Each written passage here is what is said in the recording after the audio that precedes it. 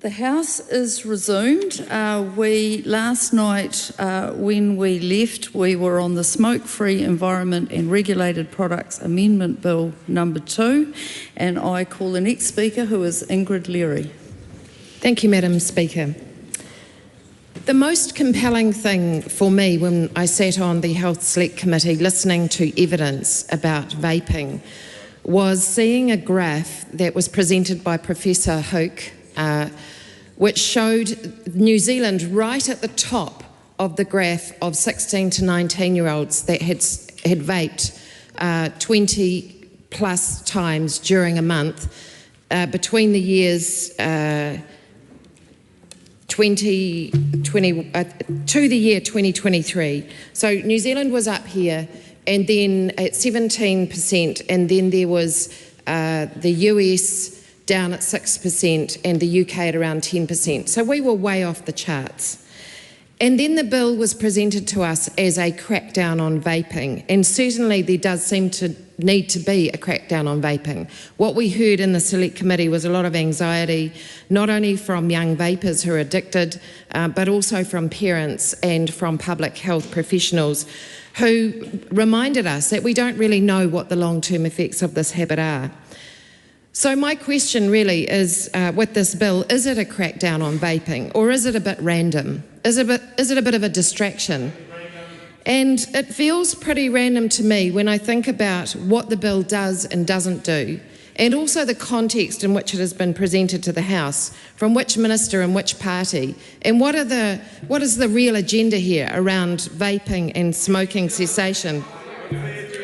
So what the bill does do, Madam Speaker, and we've heard this, is it disallows some disposable vapes. It also reduces the visibility or the opportunity to have displays in store and online, which are good things and part of the reason that we are supporting this bill. And it has stronger penalties, and it is important, I think, for anybody who is selling vapes to underage young people, that they do face harsh penalties, although what we heard in the Select Committee was a real gap and a real concern around enforcement, and the fact that very few prosecutions had occurred, that there was confusion about what the rules were, and that outside of the penalties regime there didn't seem to be a fear of being prosecuted, which is something that I'm not sure that this current bill fixes. More importantly, Madam Speaker, what the bill doesn't do is it doesn't address price promotion. So it doesn't reduce the opportunity for young people to see vaping being advertised where there is a price promotion, which was an opportunity missed, which is something we were told by submitters was really important if we really want to crack down, as the government has said. We didn't see anything much around the number and density of vape stores, even though there was evidence that particularly in low socioeconomic areas there is a prevalence of these vape stores, one after the other, just like there can be with alcohol stores, exposing our young people not only to the visibility of vaping but also the opportunity to get hold of vapes. We didn't see very much, if anything, about the appeal of vape flavours, and we know that these are marketed to young people with names like Candy Floss and Sweet Mint and things that are really designed to appeal to young people. Why wasn't that included in the bill? There was nothing about reducing nicotine. Nicotine is the addictive substance in vapes. Surely that would have been somewhere where we could have started to have some effect in legislation to make sure that the nicotine levels were graduated to be able to get young people off vapes, and indeed reforming smokers off vapes. But that was missed. There's nothing in it about age verification, about, how does one verify purchasing vapes online or in stores. And crucially, in my view, there was nothing about the monitoring, evaluation and performance of how the measures, including enforcement, were going to be conducted. So it feels to me that this is a bit of a random bill, a bill that doesn't go far enough. It is worth supporting because, of course, any step to reduce our young people from vaping is important, but it's such a missed opportunity, Madam Speaker. Then when we look at the context of how this was introduced and by whom, we have a minister who introduced it, who says she wants to crack down, and I question the authenticity of that statement, because this is a minister who does not have a good track record at evidence, transparency and her integrity has been questioned by Professor Chris Bullen from the Health Coalition. Let's look at the evidence of what kind of evidence this minister relies on. Well, she has told us that nicotine is no more harmful than caffeine. She has presented that to her health officials in a document whose origins were unknown, a document that she said she didn't know who authored, that was eventually produced and redacted, a document that she maintains was produced before the election and yet contains references to the coalition agreement. A document that inspired deep concern from the Auditor General as to the conduct of information keeping and information release. So when we look at a minister who has acted in that way around smoking cessation, how can we trust that this bill is really about vaping cessation for our young people? When we look at a minister who has chided her own officials for describing the evidence that she was trying to produce, that some called a Google search, as out of date, selective and crap, a minister who took the unprecedented step of criticising her own chief advisor and saying that that chief advisor was trying to undermine her, well, I question what is the motivation of introducing this rushed vaping bill to the House, and is it true that this is really part of a crackdown on vaping for a bill that does not go far enough? When we look at the context of this, it's also a minister who tried to change the regulations and rules around vaping to have them delayed for 2 years. Instead, Cabinet said that she could delay them for 6 months. Are these the actions of a minister in a government that really wants to crack down on vaping? Madam Speaker, I'm providing this context because I'm questioning whether this bill is random or whether it is a strategic crackdown on vaping. And I don't have the same faith and generosity of some of my colleagues to suggest that this is an authentic piece of work and a bigger piece of work, because of course we have heard that there is a bill yet to come, no idea of when it's coming, that is apparently going to address all the other concerns, which are probably the real vehicles for being able to reduce vaping in young people. To make matters worse, Madam Speaker, and I must address this because it has been very difficult for me to sit in this House and watch my colleague, Dr. Aisha Verrill, be attacked around conflicts of interest when I have sat on the Health Committee in the deliberations for this bill and watched her be at pains to show the conflict of interest with a family member. This is not the conduct of somebody who has tried to conceal anything, and I think it's an indictment on the government that they would try and raise this, Madam Speaker, to defend their conduct when it comes to the authenticity of reducing smoking and vaping. Thank you for raising that. Now we'll go back to the bill. And Madam Speaker, this is because the way I think is that we cannot look at vaping in isolation. The justification for vaping is that it reduces smoking harm. So we have to look at the totality. And my question to this House and my question to people watching is this a random bill? Is it something that is being designed as a distraction from a minister under pressure and a party under pressure trying to take the heat, pardon the pun, off the smoke and mirrors that we've seen? Or is it actually an authentic and serious piece of work designed to try and stop young people from smoking? There is nothing around the process that convinces me of the latter. I look at the truncated process, that at the 11th hour we were told it was going to be a shortened select committee. That in fact the Health Committee had notified for submissions prior to the bill even coming back from the House because the government hadn't anticipated the strength of our dismay and our concern at what they were doing from a process perspective. So, Madam Speaker, we have heard that there are many things that this bill does not do that are out of scope, that should have been in this bill in my view. These are things that we would expect to come in the next tranche of legislation from this minister. And my question is, when will this happen? And will these be addressed? These are things like the number of new vape stores, reducing that, reducing the flavours. We've heard that time and time again. That was not addressed. What about the plain packaging that could be used to make vapes less attractive? What about reducing the nicotine harm? There's plenty of evidence about that. You don't even have to go to Google. You can get it from universities and from experts. Why are these not addressed in this bill? I look forward as a member of the Health Committee to doing our job as parliamentarians, and I do want to acknowledge my colleagues from across the House for the strength they've shown in this regard, to making sure that this minister comes back in a timely way with some legislation that addresses this issue. Until then, I think it's a pretty random bill. Carlos Chung.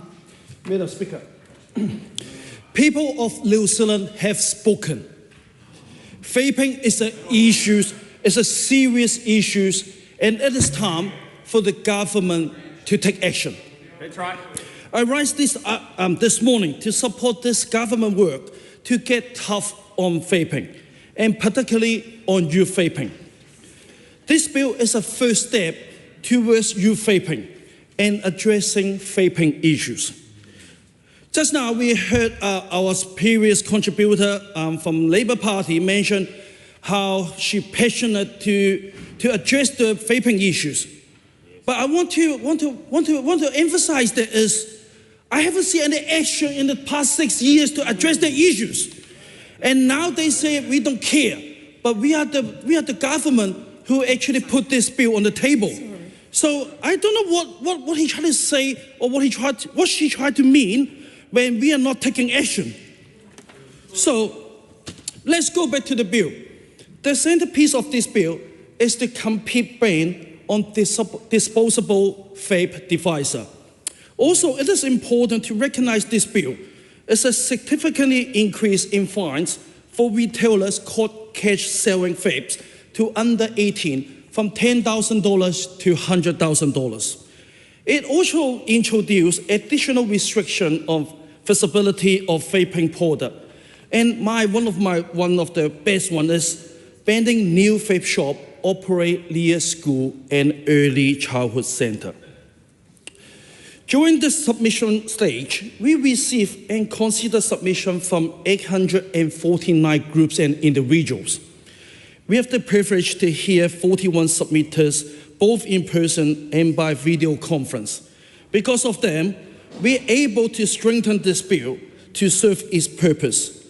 But I also want to mention some of the great idea which is out of scope, including licensing all retailers, maybe a possibility to introduce a density limits for special vape retailers, reducing the nicotine levels, introduce a plain packaging.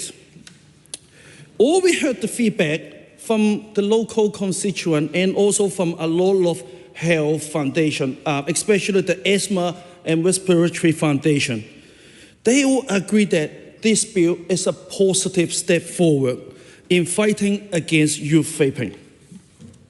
So, Madam Speaker, for that, I believe that this bill is the first step toward limiting youth vaping and addressing vape issues.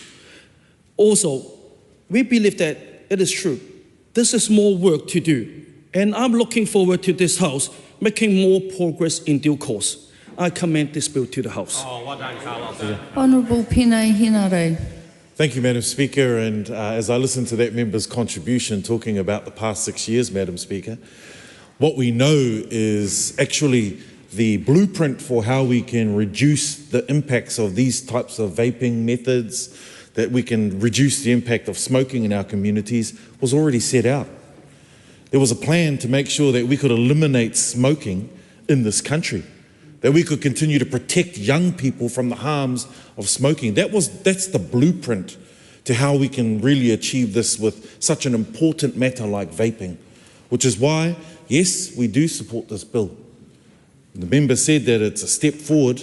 Well, it might be a step forward in the right direction, but it's a long way from home plate. It's a long way from where we actually need to be to reduce the harms of vaping in our communities.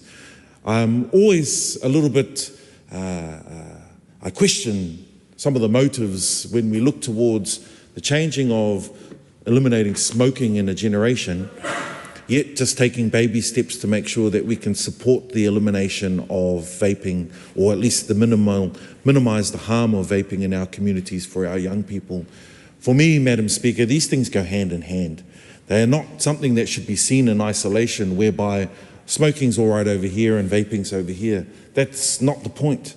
We need to be making something that's far more coherent in order to make people understand that, yes, while we might accept that vaping can be used as a cessation tool, what we need to do is stop it getting into the hands of the people who don't smoke, stop it from getting into the hands of the people like our young people who have caught this craze, caught this bottled lightning, if you will, because that's the way it just rapidly took over the country for our young people. And I think of my nephew who sadly got caught at school with a vape in his bag. And he's only 13 years old. And I love my nephew. And it would have been easy to crack down on our nephew because he got caught with a vape in his bag. Look at my auntie Maria Meno Kapakingi because she knows my nephew very well. It's her mokopuna, so perhaps we blame my auntie, but nonetheless. The point here is monkey see, monkey do. And if our young people continue to see vapes, regardless of the kinds of parameters that this bill might put in place to make sure that it might be harder for the operator to sell, harder for the young person to get, the fact remains is when they see these examples in their environment and in their community, they think it's okay to do it. They think it's the right thing to do. Which is why, as I reflect on the member who contributed before me, asking about what Labour did in 6 years, well, I take us back to just a very brief journey to well over 20 years ago, and once again, my colleague and auntie Maria Meno Kapakingi will know this very, very well, is the pathway that was set out for banning smoking in this country. That's the blueprint to how we do this. So as this bill continues to progress, as I appreciate this is the second reading, it's not too late to make even more changes. It's not too late to make this thing even better, to make sure that we follow that blueprint so that we can minimise the harm and reduce the harm and in fact get rid of the harm in our communities. And I think that's the opportunity we've got here. We know that when it gets through to the next stage, there'll be a chance to make sure we can strengthen this bill. And I'm going to look at our colleagues right across the House to see if we can do that, to make sure that when we come to the third reading, it's going to be something that our community deserves. To make sure that my 13-year-old nephew doesn't have a vape in his bag, that all of our tamariki right across Aotearoa, New Zealand, don't have vapes in their bag, Madam Speaker. Tim Costley. Speaker. And I take the point about a blueprint, but it matters that we act on it. And that's what this bill is doing. You know, just 2 weeks ago, I met with Vape-Free Kids, an organisation of young people in our community, in Kapiti. And I met with Keisha and Riley. I met with Yelin and Abigail. And they told me the impact that they saw. They told me what this meant to them and what they would like to see happen.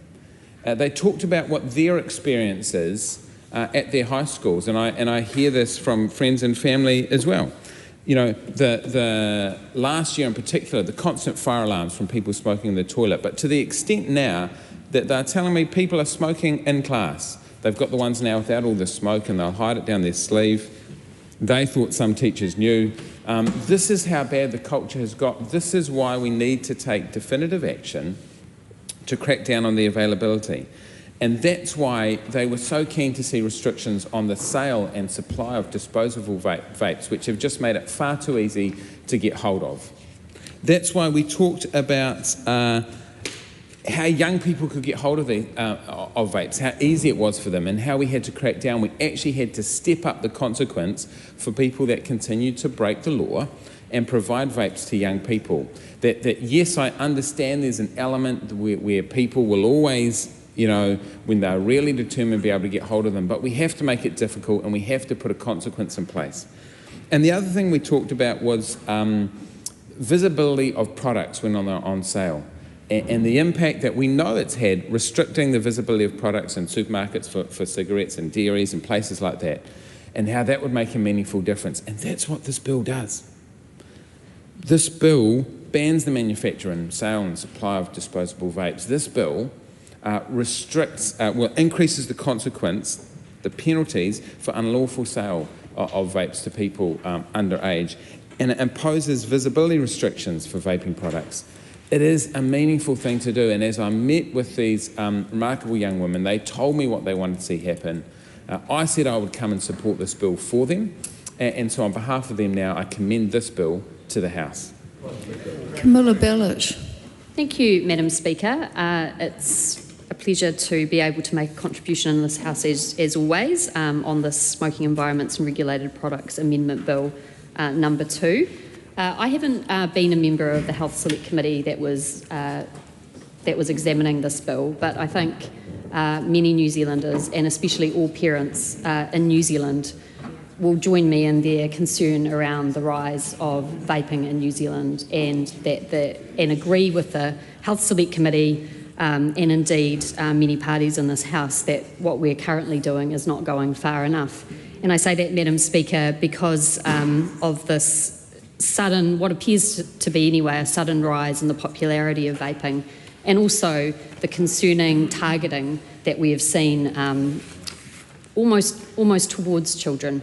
And I'm reminded of a particular sweet that my daughter recently bought from the dairy, and when she was eating it, it looked like she was vaping. And so I don't know, many people in this House may remember lollies from their past that looked like cigarettes that were quite popular, and I was alarmed to see that this is now crept into people who are manufacturing sweets, and I think this is indicative of the huge problem of vaping. And so although we do support this bill, I would urge the Minister and the Government to think carefully about the upcoming committee stage on this, and whether there are further changes as indicated by the Labour and Green Party in their minority view in the Select Committee report, to take this further. I don't think vaping is anything anyone in this House wants to see a greater proliferation of it. I don't think we want to see this be an issue in schools, which, as previous speakers have said, it is. So I do think now is the time, if we want to stop this becoming as much a part of our culture as cigarette smoking have been to previous generations, to actually make some strong decisions that keep our children safe. Now, that's not to take away the role that vapes do have as a smoking cessation tool, and I think that is clear in the deliberations around that. But it would have been nice to see a few further changes in relation to this bill that would have made accessing vapes more difficult and less attractive for children. They've been mentioned by some other speakers, but options included a kind of sinking lid on vape stores, so that once one closes, another one doesn't open, greater limitations on the flavours that you would have, and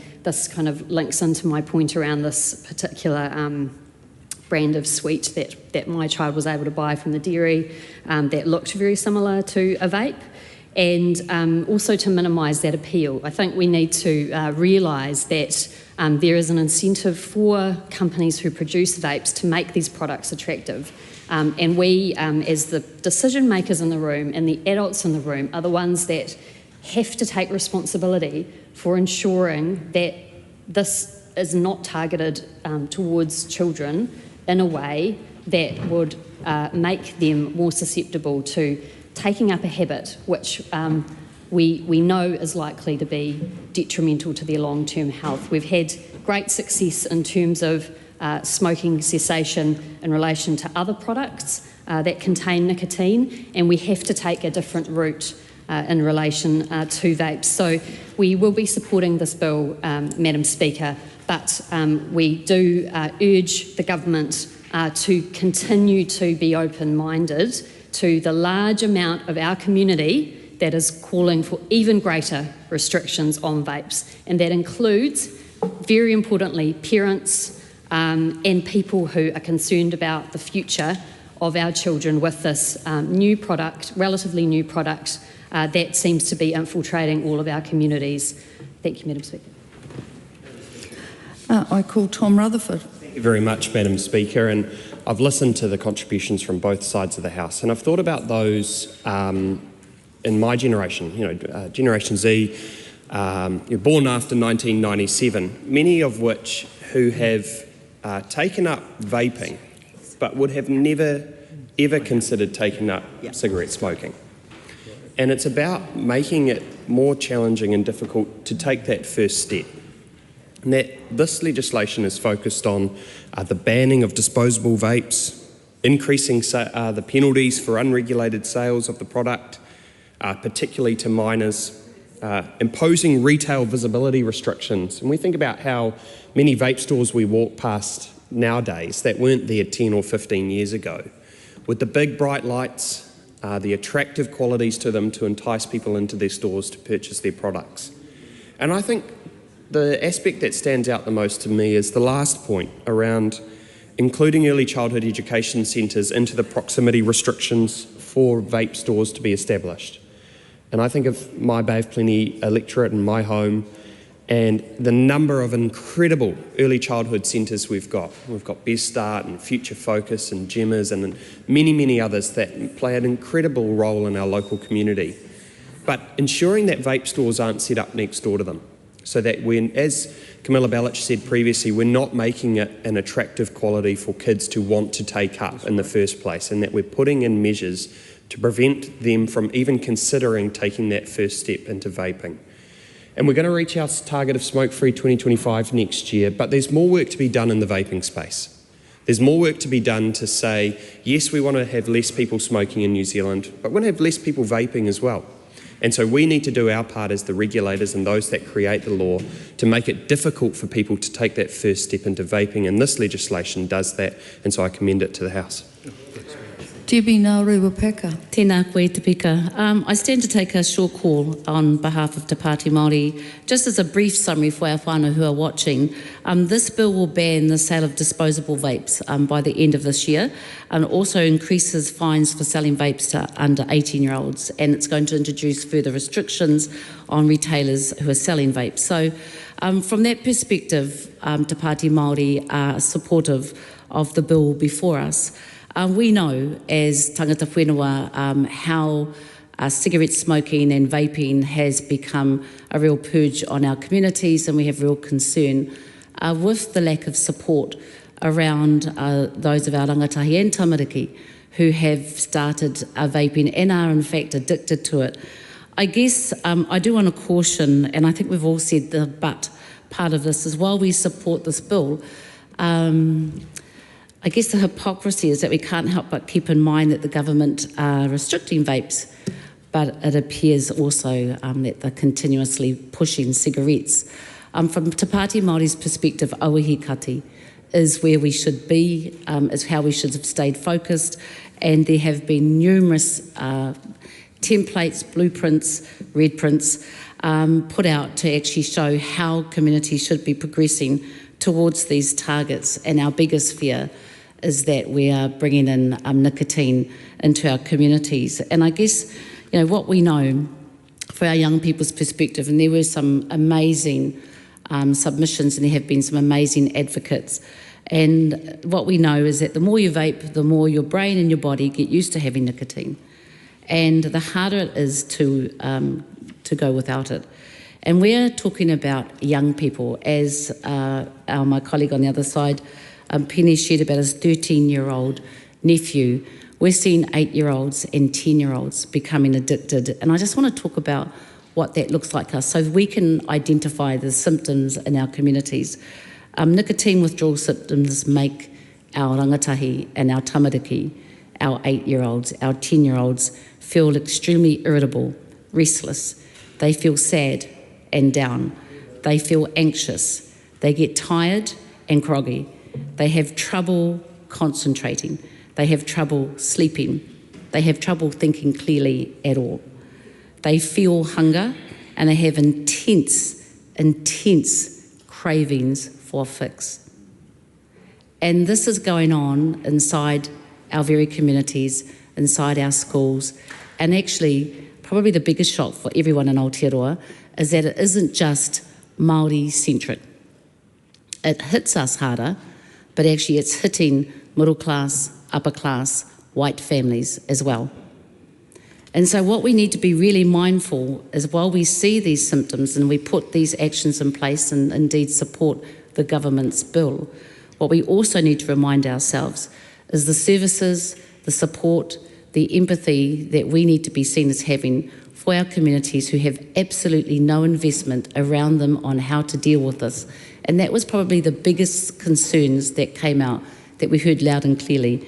Absolutely, we heard Moopoko Tribal Authority, they had absolute zero tolerance for smoking and vaping. And the same with Ngāti Tūkōrehe. Because if we look at, in my takiwa and Taitoko I live in, there are 31 locations selling vapes in Live-in. 31 locations. So I caution that we do this wisely, that we together across party make an effort to make sure that those communities have the support, the wraparound support inside the schools, inside the homes where a lot of these, again, rangatahi and children are suffering these symptoms without us even knowing. And I guess the biggest concern that we saw when the changes were happening within the cigarette and the smoke-free targets, and indeed the investment, is that there's a lack of recognition and the connection to where those rangatahi go with those health concerns. So, nō reira, we leave that there and look forward to the next stage of this bill. Thank you. The question is that the motion be agreed to. Those of that opinion will say aye. Aye. To the contrary, no. The ayes have it. The motion is agreed. Smoke-free environments and regulated products amendment bill number 2, second reading.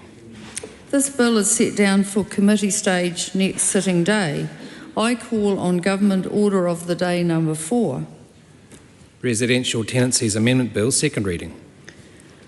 Honourable Tamapotaka. E te maunga o te whare, I present a legislative statement on the Residential Tenancies Amendment Bill.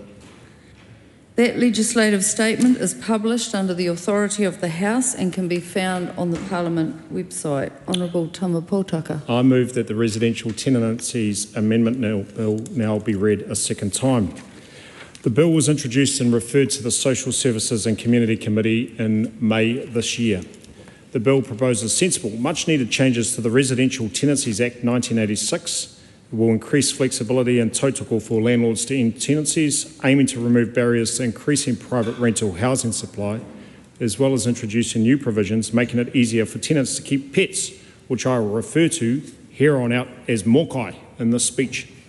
The bill makes a number of changes to tenancy termination provisions in the RTA, the Residential Tenancies Act, returning the law to what it was before changes were made in 2020. Firstly, the bill reintroduces 90-day no-cause terminations, which give landlords the ability to end a periodic tenancy with 90 days' notice without providing a reason, returns the ability for a landlord to give notice to terminate a tenancy at the end of a fixed term without providing a reason, reduces landlord termination notice periods for periodic tenancies to 42 days where a reason for termination is provided, and reduces notice periods for tenants in periodic tenancies from 28 days to 21 days, which will increase flexibility and reduce costs for tenants looking to move. Secondly, the bill introduces mokai-related amendments which will make it easier for tenants to keep mokai in rental properties, balancing the interests of landlords and tenants. The bill was reported back on 7 November, and I would like to thank the committee for its careful consideration of the bill and the 1,655 submissions received from 1,634 submitters. I would also like to thank and mihi out to those who have made oral and written submissions on the bill. Those submitters responded and represented a good cross-section of groups and individuals in the tenancy sector. The committee has considered the bill and recommends it be passed with amendments to a number of clauses which I tautoko in full. The committee has not recommended any changes to the termination provisions. I commend this decision as the bill as drafted reflects our intention and delivers on coalition agreement commitments. We've heard from tenants that the changes made to tenancy terminations in 2020 increased risk and costs and discouraged them from renting to tenants who, for example, do not have a perfect references or a steady job. The changes in the bill will address the concerns of landlords and encourage landlords back into the market. Now I'm turning to mokai provisions. We know that mokai are important members of many whānau. I have two myself, a three-legged tabby called Scout and a ranga called Haku. However, it is currently difficult to find mokai-friendly properties. The bill makes changes to rental laws to make it easier for tenants with mokai to find a home. The bill introduces the ability for landlords to charge a mokai bond of up to 2 weeks' rent. It also introduces a new mokai consent system, which sets out how a tenant may obtain agreement or consent from a landlord for keeping a mokai. And that's not a mokai pātea, by the way, my whanaunga Shannon. Landlords will only be able to refuse a mokai if they have reasonable grounds for doing so. The bill also changes the damage liability rules for mokai damage, which means tenants will be liable for the cost of all mokai-related damage that is not fair wear and tear. My cats rip up our chairs every day. The bill excludes disability assist mokai, kuri, as mokai. So those dogs, disability assist dogs, are excluded as pets. This means a tenant will not have to pay a mokai bond or obtain consent from their landlord for these kuri.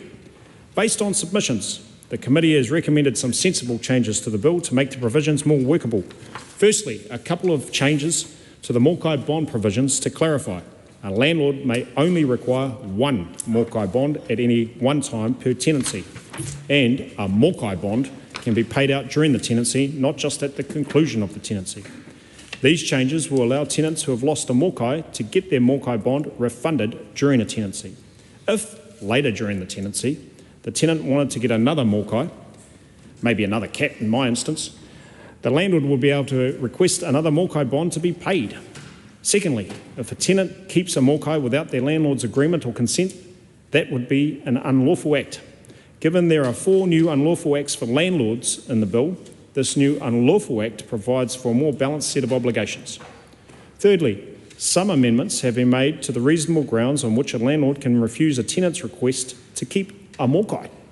A couple of minor changes to make the grounds more workable, and 2 additional reasonable grounds for refusal of consent have been added to do with tenant non-compliance and the number of mokai being requested. Fourth, the bill now includes a non-exhaustive list of reasonable conditions which a landlord could attach to a mokai consent. These are a tenant agreeing to pay a mokai bond, a requirement for a mokai to be restrained while the landlord is on the premises, and a requirement for carpets to be cleaned to a professional standard if the mokai is allowed inside. Now, before members bring up the why should a tenant have to pay a mokai bond for a goldfish in a bowl example, I want to mention another very constructive change recommended by the committee. Any mokai keeping conditions will be subject to the proviso they are reasonable, having regard to the nature of the premises, the type of the mokai. This means landlords can only set mokai conditions in terms of the particular circumstances. For example, the mokai propensity to cause damage.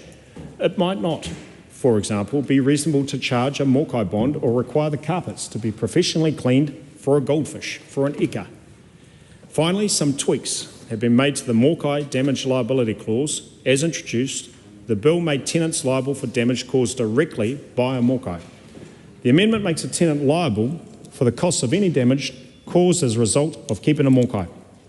Some minor and technical amendments and changes have been recommended to improve the clarity and efficiency of the law.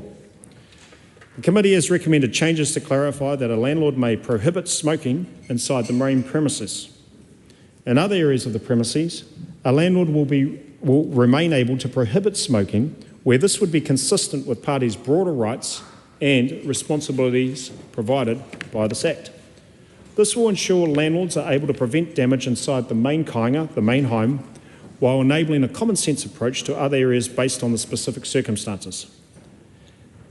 In addition, in response to submitted suggestions, the committee recommended changes and clarifications related to strengthen the retaliatory termination provisions, which set out that it is unlawful to serve a termination notice in retaliation to a tenant enforcing their rights or making a complaint about the landlord. Currently, there are 28 working day limitations for tenants applying to the tribunal, the tenancy tribunal that is, for tenants seeking an order that the termination of their tenancy was retaliatory and therefore unlawful.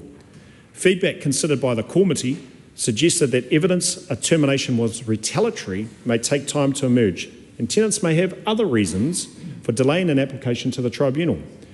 They also heard that tenants may serve retaliatory notices to tenants, landlords may serve retaliatory notices to tenants who exercise their rights under enactments other than the RTA.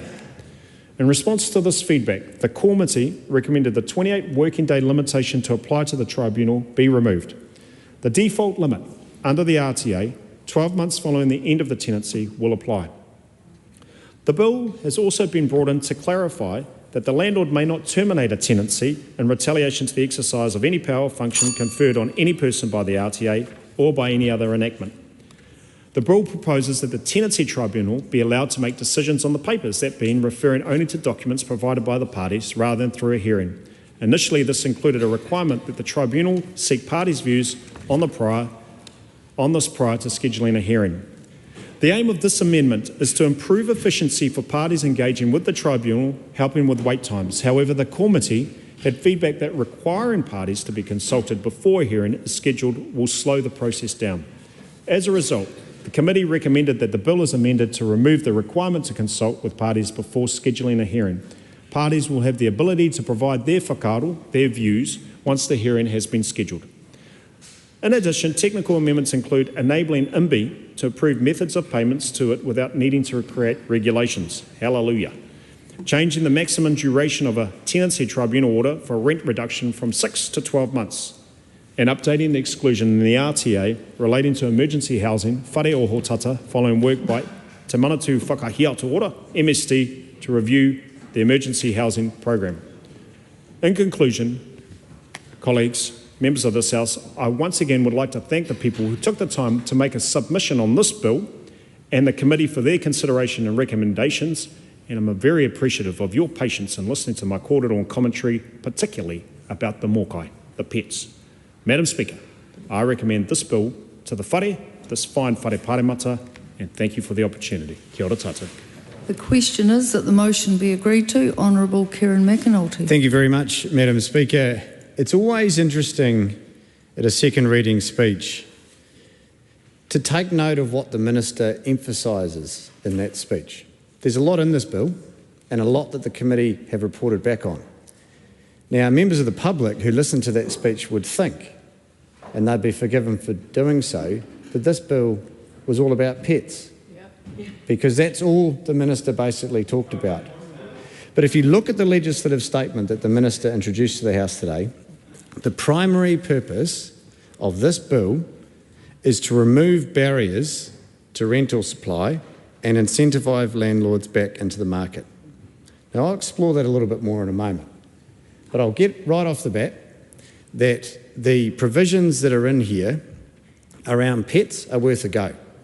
We're not fully convinced that they will work, but in the absence of anything else, it's definitely worth supporting. So we do support that. And the clarification around domestic violence provisions, that definitely has our support. And of course a landlord should be able to determine whether a tenant can or cannot smoke in their premises. That makes sense. Those things are not in dispute, and if, as was presented, this bill was only about that, then it would have our support. That's right. But it's not. No. What this is about making it easier for landlords to kick tenants out. Yep. It's all outlined in the legislative statement, and it's outlined in the commentary from the Select Committee on this, the Residential Tenancies Amendment Bill.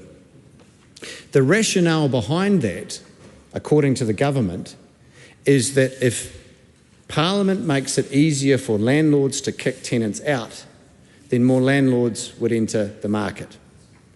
And that is a flawed rationale. And I'll explain why. If we're not building houses and increasing the housing supply, be it privately or through community housing providers and kāinga ora, and more landlords enter the market in the absence of the interest deductibility rules that were in place, there's only one thing that will happen. There will be competition on existing stock from speculators and landlords and investors. So that drives prices up. So there's a few aspects here. If landlords are the ones purchasing homes, it would reverse the trend that we've seen over the last few years of first home buyers entering the market. And if first home buyers aren't entering the market, they remain renters. And if, as we have seen, the government has essentially paused 50% of kāinga ora builds, there were 5,000 built last year, there's likely to be 2,500 built this year, and significantly less the following years, and community housing providers have only been funded $750 a year, that is a significant reduction in the number of houses available for people who don't own their home, and now as a result of this can't buy a home. That's increased competition on rentals. Rents go up. And yet this bill proposes that making it easier to kick tenants out is actually in the tenant's interest. And that doesn't add up. What this bill will do is it will increase the uncertainty of a tenant. Knowing that it's easier to be kicked out for no reason, no cause, when you have a significant increase in the number of people seeking rentals, that is an uncertain and unstable existence and likely to be unaffordable. If the government took building homes seriously, perhaps they might have a point, but they don't. In the absence of building houses, keeping in mind that 12,000 construction workers have lost their jobs since this government came in, and many of those have gone to Australia, they are simply not being built. And the government has no grounds to claim that this bill is in tenants' interests when we are going backwards in building houses privately, and the numbers of social houses and community houses are falling through the floor. That is bad news for everybody. It's bad news for tenants, it's bad news for first home buyers. And I think it is telling that the minister chose to portray this bill as a bill about pets rather than a bill that it actually is. A bill that will make it easier for landlords to kick tenants out. That's right. Now that has to be considered in the context of emergency housing. Because if people can't find a rental because there's more people seeking rentals because they're not entering the market, that means the only option available to them, in many instances, is emergency housing. But as the minister's own advice says, that the people that are leaving emergency housing are doing so for two reasons. One, they are finding a place in a social house funded and built by the previous Labor government, or they are being kicked out of emergency housing or not being let in the first place. That's why the numbers are dropping. So if, as has been established by the government's own figures, the government isn't building social houses, not anywhere near the extent that it has been, sooner or later the houses that are being used to put people from emergency housing into housing will soon dry up because the numbers definitely don't meet the demand. And that by the minister's own words, as quoted in the media, 20% of the people that are left emergency housing, they don't know where they're gone. They can only account for some of them, and they are going into houses that were built and paid for by the previous government. Where does this relate to the bill? Is that we will have higher levels of homelessness and higher levels of competition for rental markets. Rents have already gone up in the last 12 months at a record rate. If you look at the inflation figures produced by the Reserve Bank, there are three drivers of inflation: insurance, rates and rent. Record increases. This bill will only make that worse, and it will only make a tenant's existence not only more expensive, possibly unaffordable, but more insecure. How on earth does this bill live up to the promises that this government made? They promised they would build more houses than the last government. That's already broken. They promised that rents would go down. That's already broken. The only answer to those two challenges is to make it easier for landlords to kick tenants out. It's shameful. It is. Timothy Paul. Kia ora, Madam Speaker. Today I am going to be speaking on behalf of the Green Party and our views on these changes to our rental laws here in Aotearoa. And it's really important that this bill gets the attention that it needs, because at the end of the day, it impacts more than 1 million people. There are more than estimated 1.2 million renters in this country, and these changes are going to impact so deeply because it gets at the fundamental basis on which we all rely on, which is the roof over our head. We all acknowledge if you don't have a solid roof over your head, if you can't return back home to your home every single day and know that you are safe and secure, then how are you supposed to do literally anything else in your life? Because that is the one thing that all of us need to be provided, and that's why it is provided for in international conventions that say human beings have a right to shelter, but actually we're trying to go further than that to say human beings have a right to safe, warm, affordable housing. So these changes are massive. And the kind of overarching point that I want to make on this bill is actually, I feel and we feel that these changes have actually, in a way, been paid for, because you look at the levels of donations that different government parties have had, and we've got those on the record. From 2021 to 2023, the National Party received over $1.3 million in donations from the property industry. The ACT Party received over $830,000 worth of donations from the property industry, and New Zealand First received over $300,000 worth of donations from the property industry. So what my sincere belief is, after going through the select committee process for this bill, is that the evidential basis for this bill is not there, and the support for this bill is not there, because 97% of submitters oppose this bill, 53% of landlords and property managers oppose this bill. Therefore, it does make you question, and I'm not making assumptions. Just be careful. I am walking the line how very one's clearly. going to phrase this. I think the point's been made, Yeah. and I think probably come back to the points in the bill. Yes, will do, Thank Madam you. Speaker, but I just do want to highlight that it is reasonable for people to question how this bill came about when there isn't an evidential basis for it and when the submissions are very clearly opposed to this bill. That's right. So I wanted to make that point, because it is the belief of our party that these changes have been paid for. I'll move on now. Point of order, Honourable Mark Patterson. That's a very serious allegation.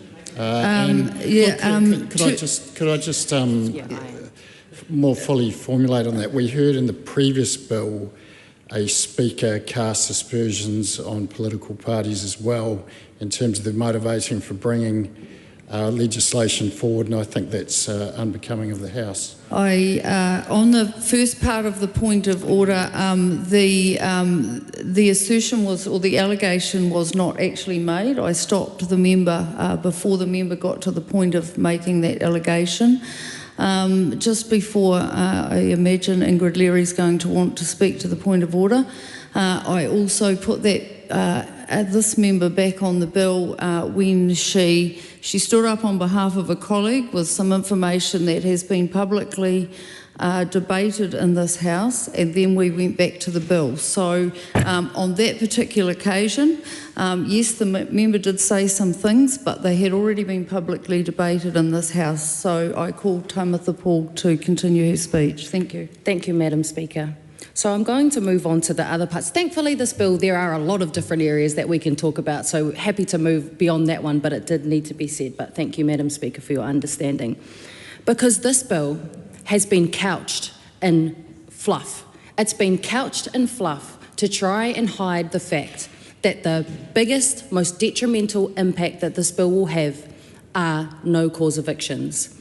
And as the point was made by my colleague, Kieran McAnulty, the Minister, when he was promoting this bill, he talked a lot about the pet provisions, and they're welcome. As a renter that has a dog, yep, those are welcome changes, because it is really hard to have a pet and to rent. But I actually wouldn't want those additions if it meant that 1.2 million people will be potentially at risk of being kicked out of their homes for no good reason.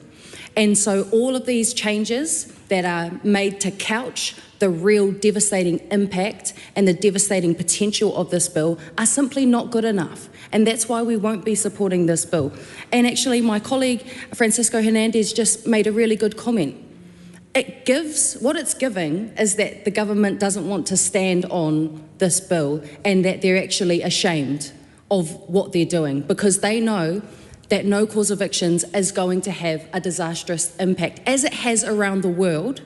You look at the UK, where they've got this thing called no-fault evictions, which I understand to be the leading cause of homelessness in the UK. That was no-fault evictions that did that. And now we're trying to do the exact same thing because we're not trying to do anything unique here. No-cause evictions is not unique. You look at developed countries around the world who have tried this out before, and it has led to homelessness. And that's why we've been so staunch in our opposition against this bill, because we know what happens. We know what happens when things like no-cause evictions are introduced. Because in reality, there are no tools for tenants to be able to fight it, because that is the insidious nature of no-cause evictions, is that they don't need a reason to kick you out, and they will kick you out. And it renders renters absolutely powerless.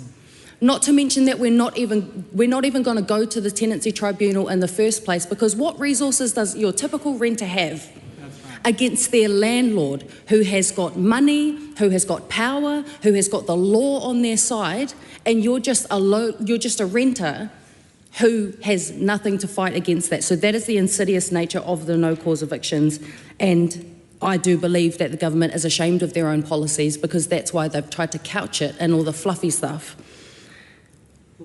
I also want to talk briefly about the changes to domestic violence, and I know that this is a really sensitive topic, so I will try to approach it as sensitively as I can.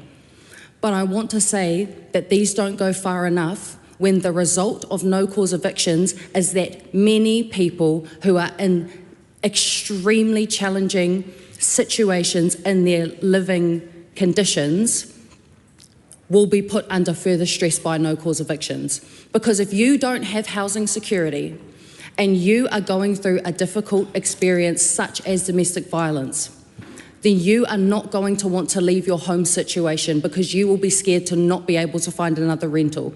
So yes, the changes that this bill makes around domestic violence are important, but also just take a minute to think about how much more pressure you will be putting on people and their personal situations when they are constantly living on the edge and unsure of whether they will even be able to stay in their homes or not.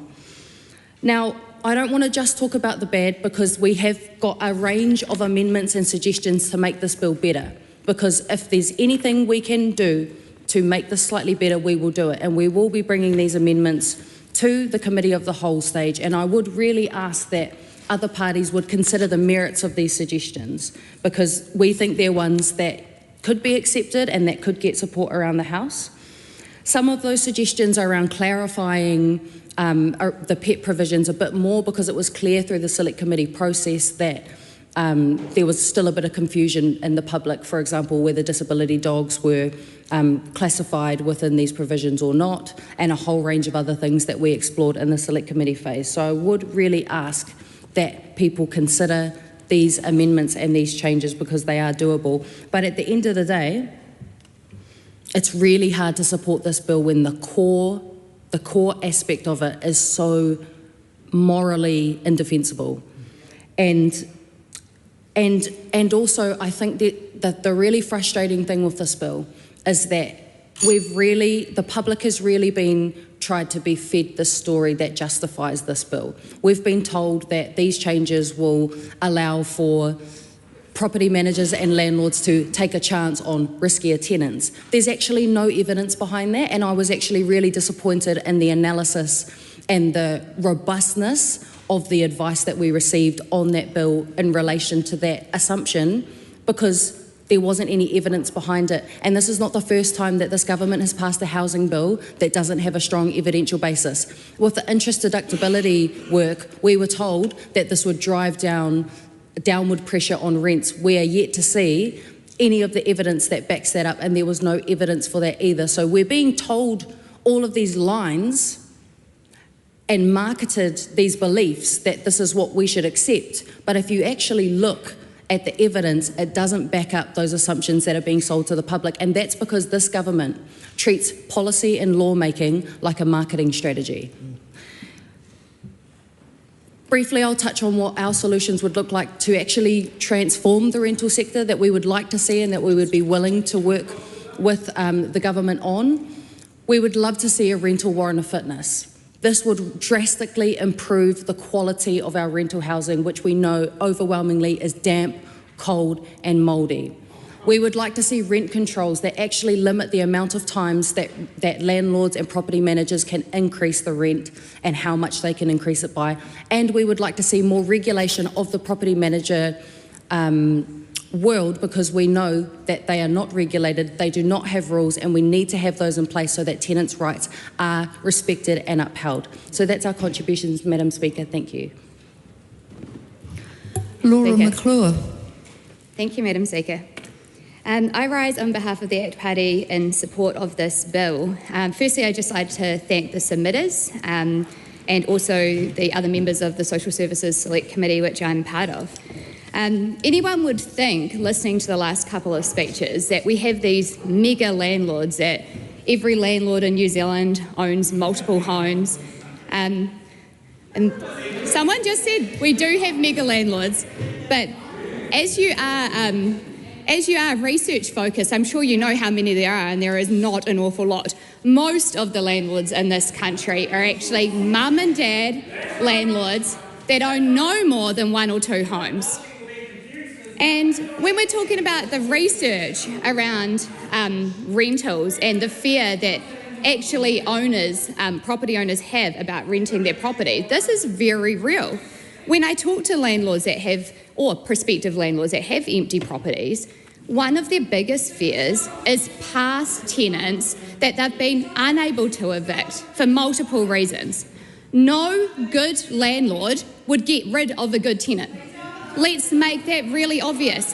What is the justification for getting rid of a good tenant? There isn't.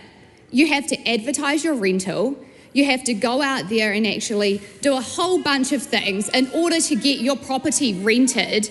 If a tenant is good, you want to keep them. That's the whole point of renting your property, to make money, to have a good property and to provide a home for others. So to turn around and say that this is not renter focused, I think is actually a big misjustice. And I heard from the former, the Labour speaker that mentioned that around rental increases. Well, actually, rental increases have slowed for the first time in 6 years. So what we are doing is having an effect, and I think it's really important to note. So I'm not going to sugarcoat the 90-day no-clause evictions. I think it's great, and I think it's something we need to give actually a lot more landlords out there, or potential landlords, the opportunity to rent their properties. And I think that in turn, alongside the fact that we do need to build more houses, but everybody failed to mention the RMA.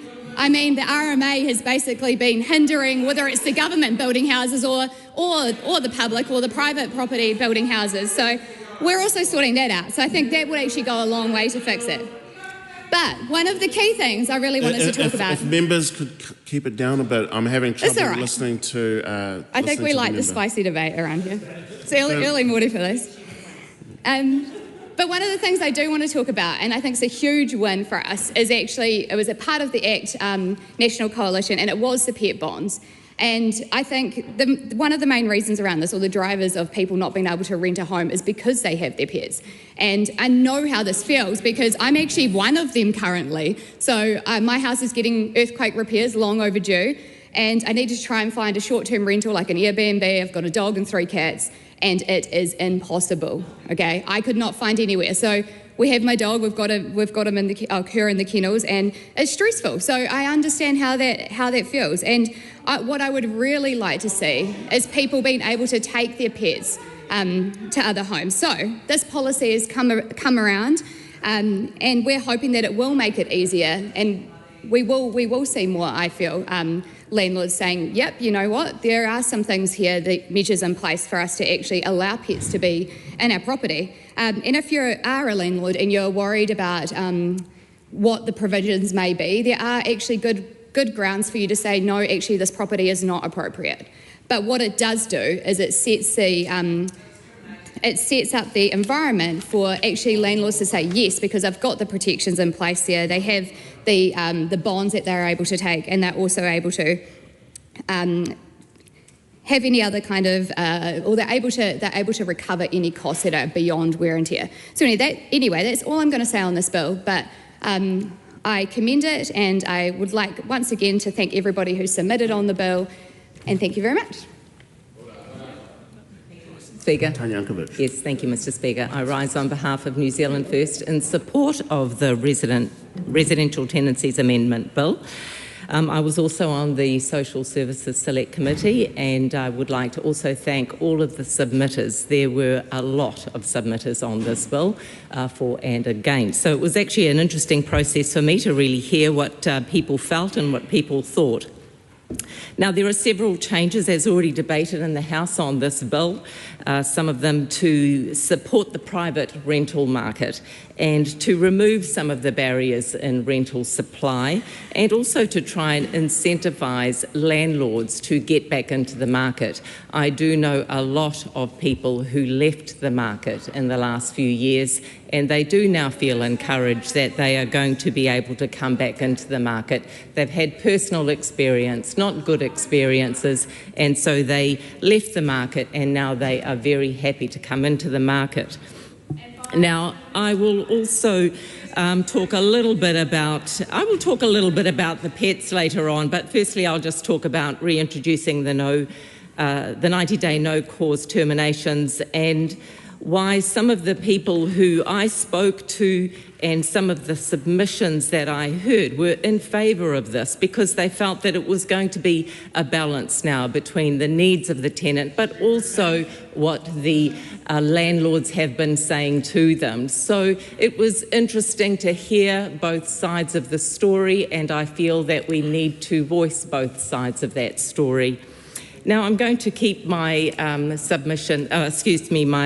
contribution a little bit short, but I do want to talk about the fur babies because, you know, I do have a lot of friends who look after fostered pets, and they've said to me, it's so hard to find accommodation with pets, and which is why we are getting so many on our hands at the moment.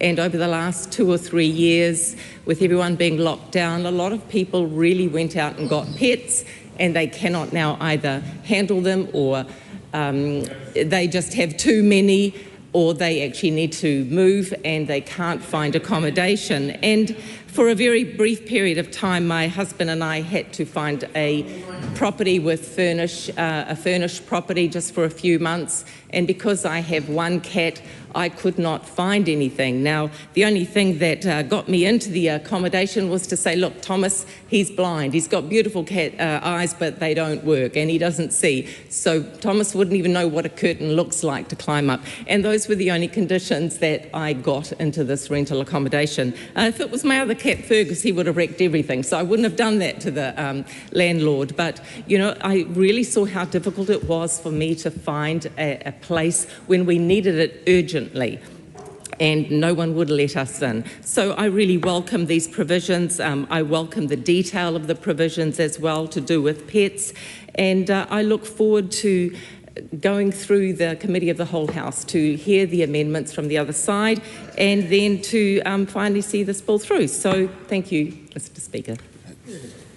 Mr. Speaker. Maria Mino Kapakini. Morena, tēnā tātou katoa. When the Minister first spoke this morning, and he used the term mōkai. So, I mean, it's yeah, exactly right. And I thought it was a kind of there's a little bit of a play in there. But interestingly enough, mōkai, where I come from, means slave. And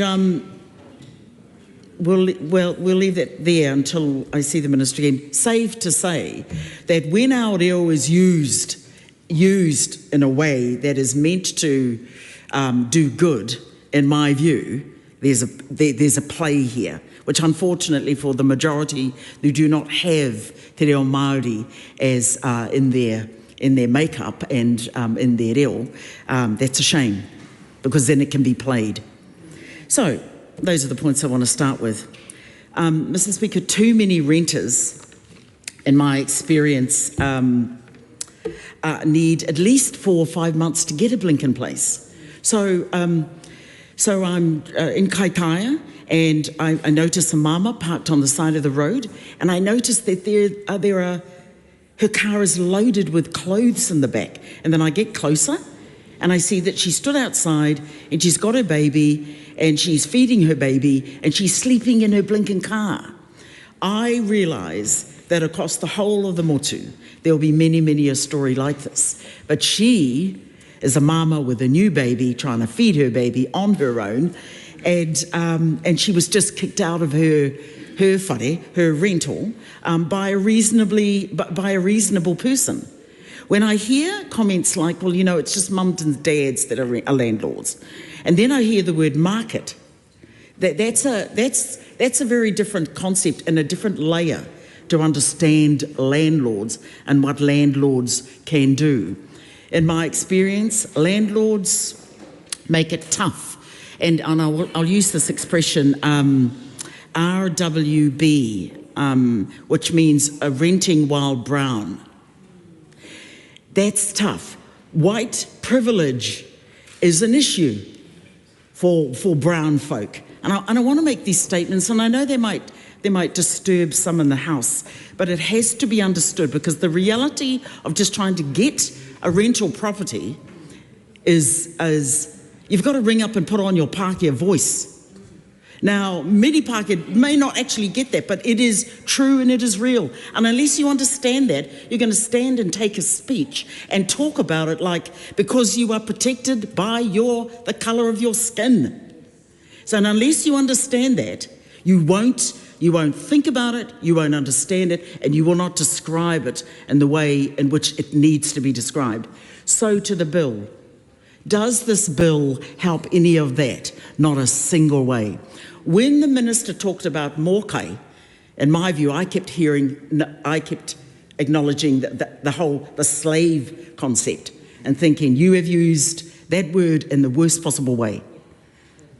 In the worst possible way. So when the bill attempts to touch on and address our whānau that are being harmed, that violence is the issue, I don't trust that. It is an issue, but I don't trust that it is understood and appreciated in this bill in a real and genuine and enduring way. I've written this whole speech, but I haven't really referred to it much, so I'm just going to keep going. So, yeah, it's easier and simpler just to talk about the reality of this situation, Mr. Speaker, because without it, then we are all speeching, and therefore we don't get to the heart of the matter. Renting while brown is true, right? Trying to buy a house, trying to buy your first house, how impossible is that when you're just renting while brown, or working while brown, or driving while brown? So anyway, these are my comments. I do hope that they start to, the House starts to appreciate, who would not necessarily start to appreciate the points that I'm making. White privilege is a thing. It's something we have to work against all the time, though I love my brownness, just by the way. Kia ora tātou. Ricardo Mendes-March. Thank you, Mr. Speaker. The Residential Tenancies Amendment Bill and the ability in this bill for landlords to evict tenants with basically no good reason just shows that this is a government that treats housing as a game of monopoly, that allows people to make a huge profit and treat it like a game instead of treating housing as a human right, and for people to be able to put roots down in their communities that they belong to. Let's make no mistake. All the glibness and all the bumper stickers from the previous government speakers hide the fact that this bill will actually lead to greater homelessness. It will lead to precarity from renters and hardship and people being discriminated for who they are when they're simply trying to find a home to live in. And Tamitha Paul already spoke about how this bill has no evidential basis. And I think it really says a lot from some of the previous speakers who have no real connection serving are people on the streets, living in cars, living in motels, or who are turning their backs on them now that they get to these positions of power. Some of us have directly worked with the communities affected by this bill.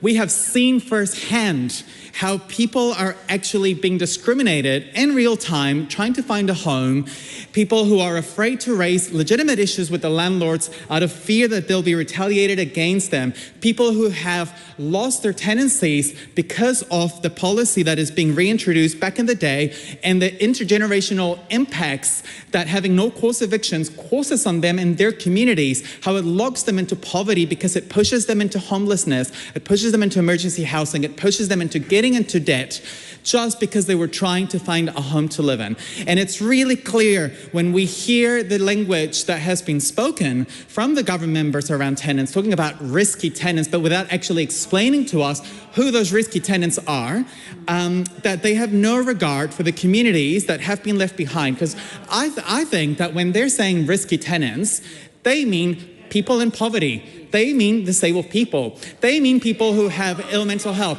They mean brown people. That's actually what they mean when they say risky tenants. They mean people who have been left behind by successive governments, the people who actually we should be serving, the people who deserve a home. And this bill will actually not lead to greater housing access for people, especially when this government is gutting Kāinga Ora's build program. This is a government that is literally building less public housing than previous governments. So how are we to believe that this government has any intent in providing housing for the people that they are calling risky, who they can't even name because they're too scared of actually acknowledging the communities that they're turning their backs from? So we know that this bill is part of a bigger picture to actually serve the property developers that they actually serve, rather than the communities on the ground who are experiencing the housing crisis at a disproportionate rate than most. And I don't want to hear MPs coming up and speaking about their own tenants' experience as a tenant while we're on these privileged salaries, while we're privileged and speaking in this place. How out of touch can these MPs be trying to relate their experience of renting as privileged MPs when they're pushing a bill that will actually disempower and disenfranchise low-income communities? And their fake outrage over these comments won't hide the fact that this is the truth. A privileged bunch of people who are serving property developers and making the housing crisis worse. No-cause evictions will increase homelessness. No-cause evictions will lead to more people in emergency housing. No-cause evictions will widen the gap between Māori and the rest of us, and will be a breach of te reti obligations by the Crown by failure of providing housing for people. Let's make it clear, the market will not fix the housing crisis, and no amount of fairy tales will make that true.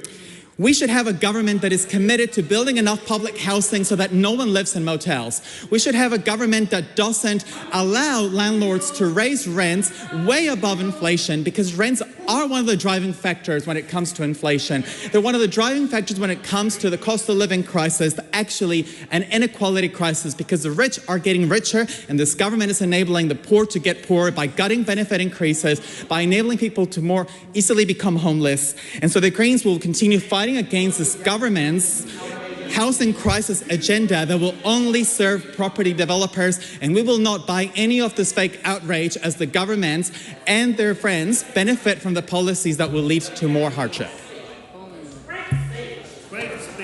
Mr. Speaker. Paulo Garcia.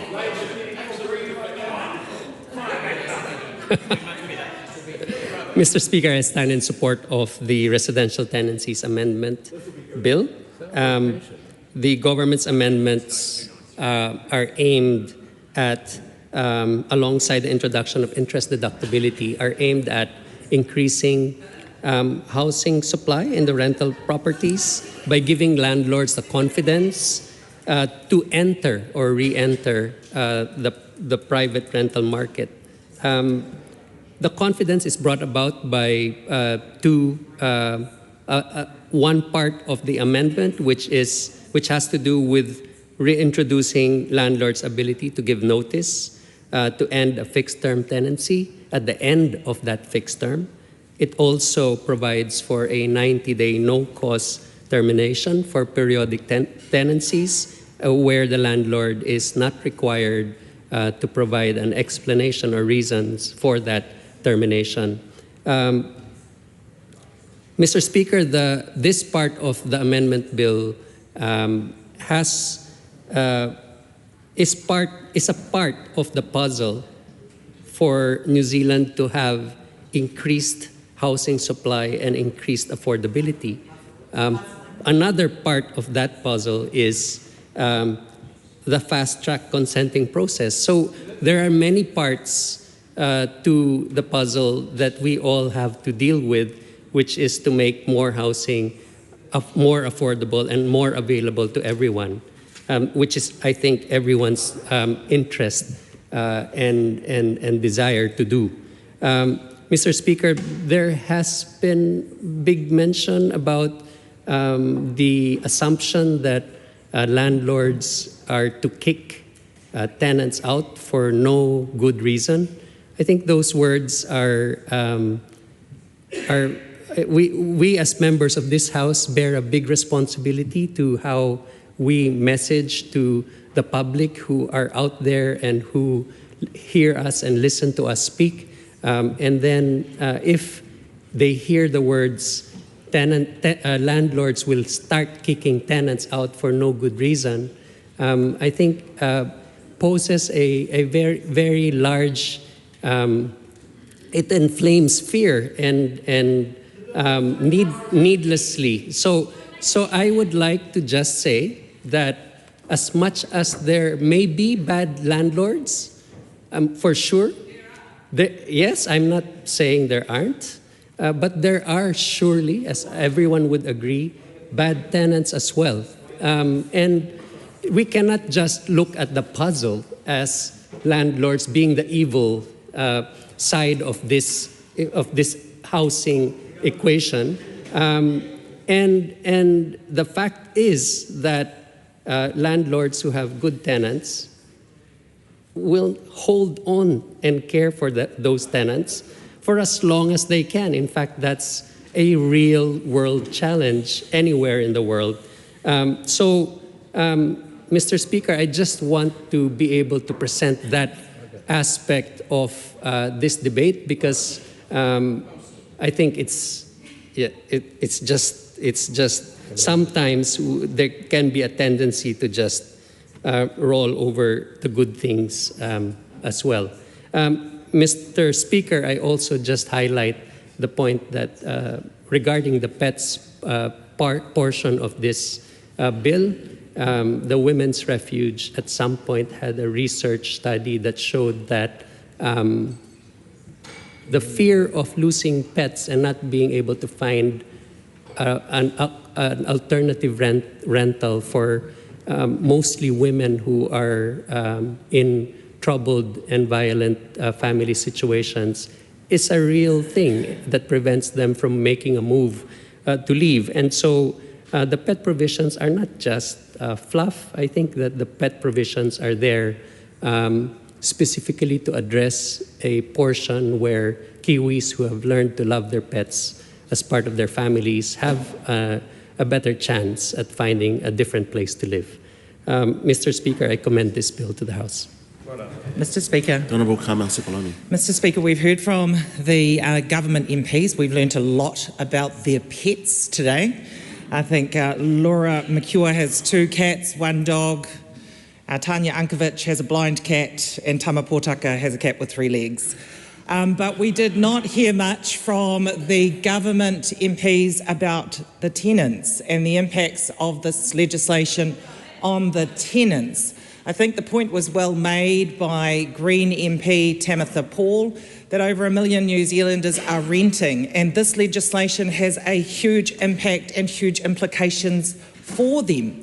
The other point made by Tamitha, which I think was a point fairly made, is that many outside of this House are questioning the motivation for the government to push through with this legislation and whether or not there is any correlation between them being so willing to put this on the table and the place for which some of the political donations came. Now, I'm not questioning that, but certainly people on the outside of this House are, Mr. Speaker. Mr. Speaker.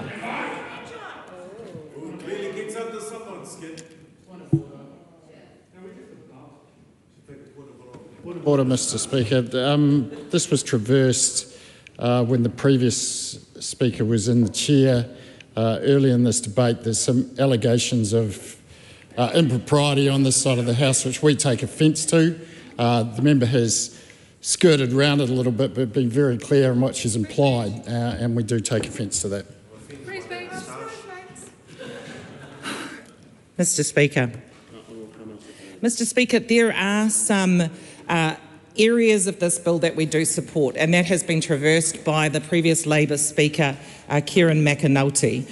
But fundamentally, there is no way that we can support this bill when this bill is reintroducing the 90-day no-cause termination of tenancy provision. Now, those that are on the Select Committee know that the vast majority of submitters were opposed to this bill, and that particular provision was brought up time and time again. The government has said that this will enable or encourage there to be more of a supply of rental properties. That's simply not the case. The government has been told what the risks are to reintroducing this provision and has chosen to ignore the risks that have been laid out in front of them. I'm going to remind the government so that they know that when they vote for this bill again, that they are voting for it despite the areas of concern that have been raised by credible organisations and individuals, people like the Salvation Army, the Wellington Coalition for Housing and others. People like that have brought these issues to the attention of the government, and when they vote for it, they have to know that they are ignoring all of that. Mr. Speaker, it was raised that there are natural justice issues with having the 90-day no-cause termination of tenancy provision.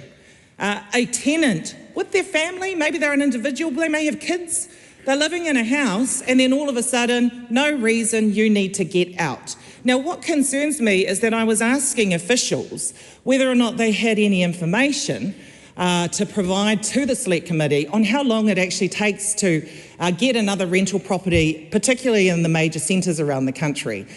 Would they even be able to secure another rental property within 3 months? There was no information available to be given to the Select Committee, so we don't even know whether or not that is a fair or reasonable period of time for people to be able to find alternative accommodation. And Mr. Speaker, I've been an electorate MP for the better part of 16 years, and I have had people from my electorate come into the office freaking out, literally, because their tenancy has ended and they cannot find another rental property.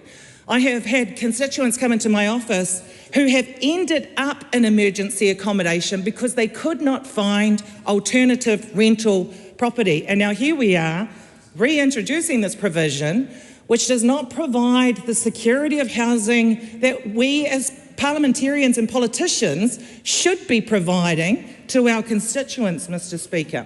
There was concern raised by a number of submitters about the possibility of abuse by landlords here. And I'm going to add to what Paulo Garcia said. Actually, the vast majority of landlords are good landlords. There are some that are not. And actually, the Property Investors Federation, who actually were supportive of this bill, said during their submission or acknowledged that the vast majority of tenants are good tenants. And then there are a few that are not, Mr. Speaker. What we're concerned about is the possibility that this particular provision could lead to abuse of power. Now, my concern that was reiterated by submitters is that where you have vulnerable families or individuals living in rental properties who perhaps are not system savvy or have the confidence to be able to take up the retaliatory provision that is within this bill and to go head-to-head against their landlord by taking them to the tribunal, then, Mr. Speaker, they are at risk. What if their home does not meet the healthy home standards and they complain to their landlord, and then the landlord just decides this tenant is too hard to work, and so therefore I'm just going to utilise the provision of the 90-day no-cause termination clause, Mr. Speaker. Now, is that tenant necessarily going to take that landlord to the tenancy tribunal because they deem that to be retaliatory? Well, actually, if I think about my Pacific community, the vast majority would not, Mr. Speaker, and that puts them at risk. I think the other thing that side of the House failed to recognise is the impact that insecure housing and the potential that this will lead to that has on social stability overall. When you do not have secure housing, then you are more likely to have precarious employment. When you do not have secure housing, then you are more likely to have insecure, unstable education. I thought that side of the House cared about kids showing up to school, but it seems they don't. Mr. Speaker, when you don't have secure housing, then that has an impact on the stability of the family and the lifestyle and everything that goes around that. And so we have fundamentally made very clear, as have the submitters, that we can't support the bill, in particular because of this particular provision. Mr. Speaker, there were some things that we could agree on with some of the submitters who actually supported this bill. One of those things was the need for the Tenancy Tribunal to be bolstered and supported, to work faster, to be able to work more effectively and at pace, to the benefit of both the landlord and the tenant, because that's currently not the case. And in many ways, Mr. Speaker, I wonder whether that has led to this particular provision. If the Tenancy Tribunal was resourced effectively and able to be responsive and work at pace, then would we be here? I'm not entirely sure if we would. And so I think the government, whilst they're in office, which hopefully isn't for too much longer, need to look at that, Mr. Speaker, as well as, and take that seriously as an area that could actually benefit both landlords and tenants, Mr. Speaker. I want to go back to the fact that this bill is supposed to lead towards a greater supply of rental housing, and am just going to reiterate and make sure it's on record that this bill will not lead to that, nor will any of the other actions that the government are taking. We're not going to end up with more housing when the government makes the decision to pause the build of Aotearoa housing. We're not going to end up with more housing when we've lost 10,000 jobs in the building and construction industry, given that infrastructure and building projects has been cancelled, and we've got a whole lot of New Zealanders that we invested in and we trained up to be tradies that are travelling over to Australia to use their skills now because this government have not created the environment for which they can work here, Mr. Speaker. We are not going to end up with more housing when the government decides to cut $1.5 billion from Aotearoa, but put $2.9 billion into tax breaks for landlords, Mr. Speaker. So, first, primarily, I just need to say, of course we can't support this bill. But, Mr. Speaker, the bigger picture and the bigger issue is we have major concerns about this government's policy agenda and program when it comes to housing and ensuring that New Zealanders are housed, and their track record to date is absolutely abysmal, Mr. Speaker. Thank you.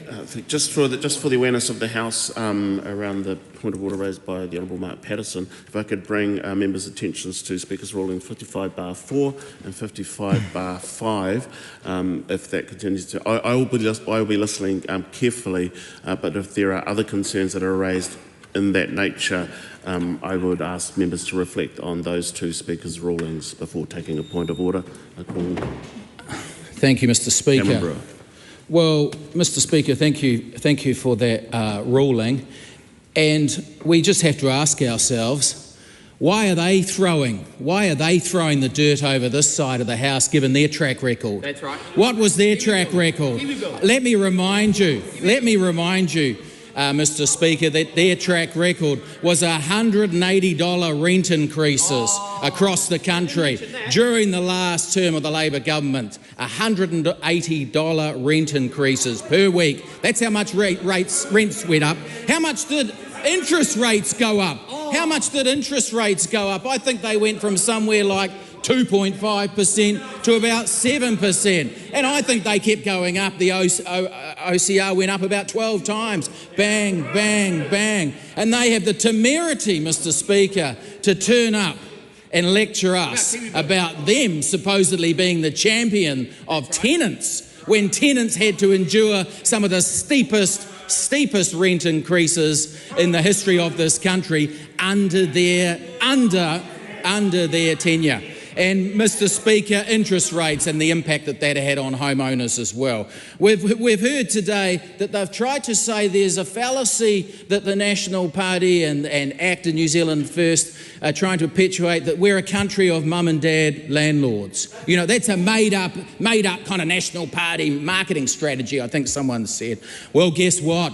We are a country of mum and dad landlords. And how do we know that? Because MB, a government department during their tenure, came out with the data only a couple of years ago that said 80% of landlords own one property or just one property, 80% of landlords own just one property in New Zealand. So we are a country of mum and dad landlords. And don't we want to keep mum and dad landlords? Aren't they the best landlords? And don't they want to keep their tenants?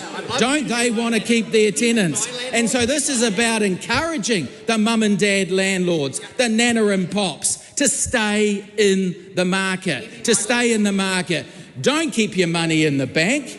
Don't put your money in the share market. Don't put your money in a commercial property syndication. Put it into residential housing and support New Zealanders getting into housing. That's what we want to do. We also want tenants. We want tenants to have the opportunity to turn up to an interview and get that property. And that will only happen in many cases if the landlords have the comfort that they can have that tenant in and know that a good tenant will be rewarded, but a bad tenant, a bad tenant will have to go through a long-lived policy that was under the Labor government previously, under successive Labor governments, with the 90-day no-cause termination fee. This is not something we're inventing, we're bringing it back, that these guys were defending only 2 or 3 years ago. So, Mr. Speaker, this is about us shoring up the property market. And man, have we got a track record in this already. Bright line test, reducing the bright line test from 10 years to 2. Haven't we got the mortgage interest deductibility? Haven't we returned that? And that goes back to 100% in financial year 25-26.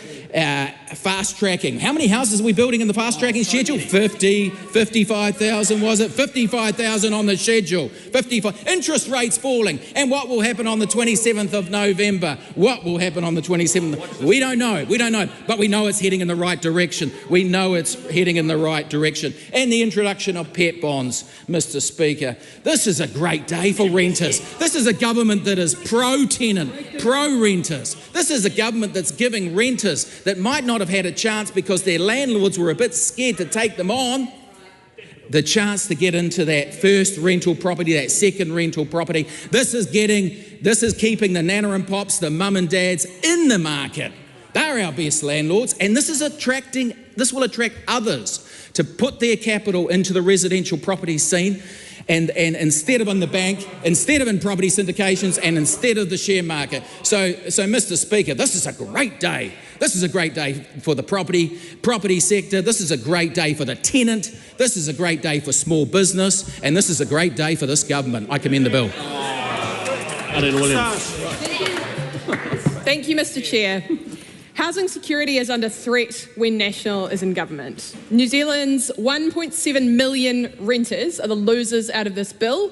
Mega landlords are the winners. And if that member was to be believed, the National's economic plan depends on property speculation alone. The only plan that we've heard in this debate for the housing market is to heat it right on up so that landlords can make their gains on property. No plan for extra houses to be built, no additional homes for the families who need them, just pump those prices higher. Chris Bishop also has been claiming in this debate that no-cause evictions were a pro-tenant move. But we all remember him being called out on that in the reporting, which found that when he said that frontline workers who were calling for this when they were working with homeless communities, that wasn't actually true and that those claims hadn't been made by people, that this was in fact an ideological stunt from the National Party to message straight to the landlords who support them that they are on their side, and under them, tenants will get a harder, rougher ride. Because this bill brings in changes that bring back 90-day clause evictions, but we all know that it will be harder for tenants to request that fix-up to the shower, that it will be harder for the tenants who are parents to make sure that the kids have repairs to their windows and important things like insulation for their rooms, and that it will be harder for those people who are locked into cycles of intergenerational renting now. That this government's policies will not help those families. No wonder. It will not help the most vulnerable people in New Zealand who now will never, ever realise the dream of home ownership that all Kiwis should be entitled to. This bill is a shame. And this change means that renters can be evicted now and not even know why. They will never be told by their landlords what has gone wrong in those 90-day periods. They will never be able to dispute it. They will never be able to claim back the extra costs that it costs to move. They will never be able to claim back for the time it takes to find another home. They will never be able to not bear the costs of trying to find their children a new school and new sports arrangements for Saturday mornings, for the loss that it costs a family to relocate from a community they have invested in. This not only costs renters, but it costs the entire community, because it means that we have another generation of people who face a level of precariousness that this country should never accept. Because in communities like the one I represent in Manarewa, transience is the game. We have entire neighbourhoods of people who have not lived there for more than 6 months. That feels hard. It feels hard to walk around streets where people don't know each other, where they don't have a connection to the place or to each other, where relatives live far away from them, where their support networks are not there, and the support services that are in those communities are stretched to breaking point. And so, Mr. Speaker, I want to talk about the effect that this will have on tenants in the long term, because we know that reporting has unpicked the claims that the government has made about flexibility in the market, and that in fact this will have a chilling effect on tenants who want to get things fixed in their already wet, unsafe homes for families. That 12,000 building and construction jobs since the election day have gone. So if you were trying to get something fixed up in this market, you certainly won't be able to now, even if you're a tenant with a landlord who wants to help you get it fixed, because it is up to them if they want to help you. When the Minister Tama Pōtaka introduced this bill, he talked about mōkai. As Maria Mino Kapakingi said, the meaning of mōkai is not just pet. The best translation for it is serf, Mr. Speaker. Someone indentured who lives on their lord's land. Is this the kind of future that we are creating for renters in this country, where they are dependent on someone so high above them that they will always own the land and always own the homes, and they will never be able to enjoy and not only the wealth but the security that comes with owning your own home?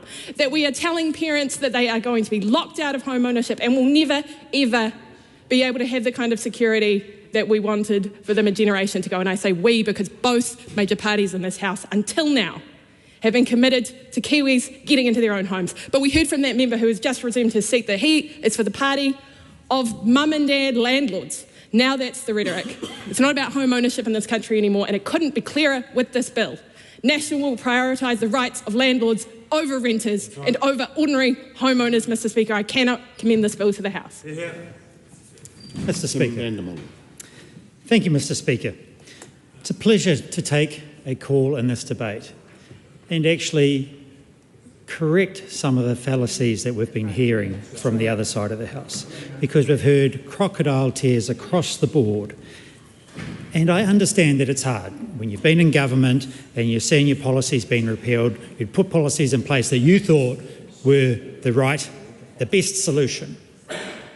Clearly, though, Mr. Speaker, all we need to do, despite the most brilliant speech you might hear from the other side of the House, is look at the facts. That's right.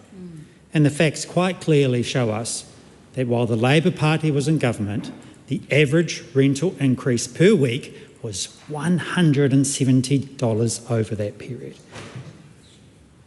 $170. Hard-working Kiwis having to pay that much extra out of their paycheck every week to cover the cost increase. Alongside that, Mr. Speaker, that government, when they were in government, made many changes to the residential tenancy requirements. And we just heard from the last speaker about wet, damp homes. Well, they brought in the Healthy Homes legislation, so those issues should have been addressed. Clearly, that hasn't been effective. We saw the changes around the 90-day notice periods and the fixed tenancy periods, and yet we look at the social housing wait list, Mr. Speaker, and you can see that was an utter failure. That social housing wait list quadrupled while Labor was in government. So how can anyone on that side say that their residential tenancy policies were a success? They clearly failed. And I know that can be hard to accept, but it would be, I think, a measure of the opposition if someone was to stand up over there and say, look, we didn't quite get it right. We're not sure if you will have it right, but we're going to support trying something different because what we did not work. Yet I haven't heard that from a single member in the opposition. We've heard all sorts of outrageous claims about how terrible this will be and what might go wrong, but the reality is, looking at those simple statistics, we saw thousands more Kiwis in emergency housing, 20,000 extra Kiwis on the social housing wait list, from 7,000 to 27,000, a quadrupling over their time in government. And we're hearing all this interjection right now, Mr. Speaker. The truth can be hard to accept. We need to put Kiwis first, and that is what this government is doing with these changes to enable tenants to have an opportunity to get into a property they might not otherwise get if the landlord was not prepared to take a risk.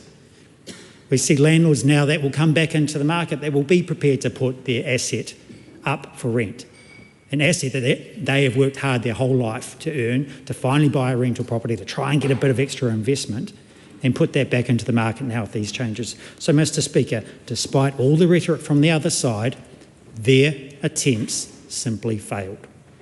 This, Mr. Speaker, I am confident will improve the situation here in New Zealand, and I am very much pleased to see it progressing through, and I think it is a great day for tenants and landlords in New Zealand. Thank you. Shannon Halbert. Koitu te tiriti, Mr. Speaker. Mr. Speaker, it's amazing what you hear from the government members in this chamber this morning. You know, a government and a national party that brought New Zealand to have the worst housing record in New Zealand history. A housing crisis that we still experience today. The number of houses that they didn't build, and Mr. Speaker, they're doing it again. They are taking this country backwards on housing. They haven't built any houses. Under Labor, we saw the largest public housing build program that this country has seen since the 1960s, Mr. Speaker. I stand by that record. I stand by that record because on their record, not only did they not build houses, they sold off New Zealand's state housing stock, Mr. Speaker. They are shameless. And today, Mr. Speaker, they stand here wanting to be empathetic to renters.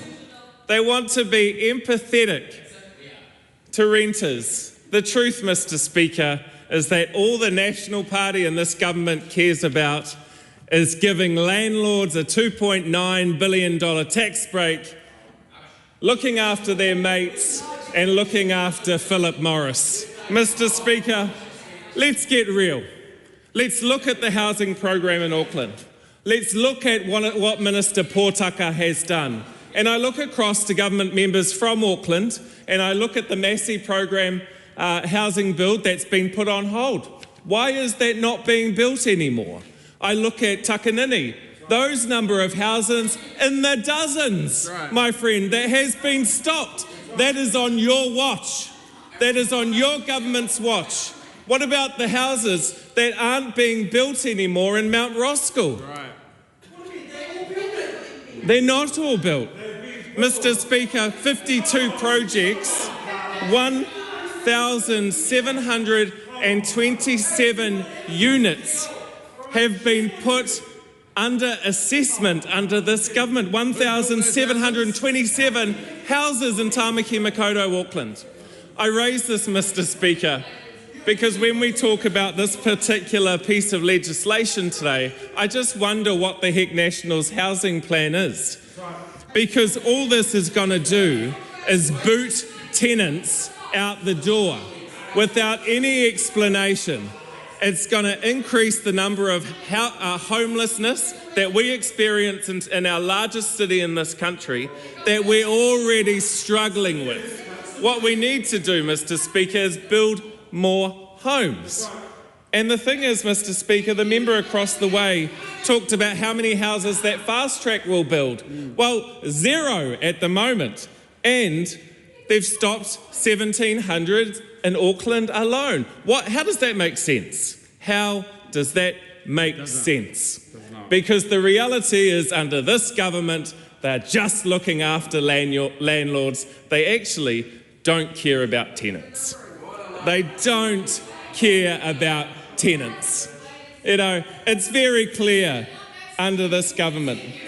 And the reality, Mr. Speaker, is that almost half of the people that need these homes, we're still short 22,000 houses in this country, 22,000, 48% of which are Māori. 48% of which are Māori in need of housing in this country, and under this government they've stopped work. They've sent all of those thousands of construction workers off to Australia. All of those construction workers. So how are we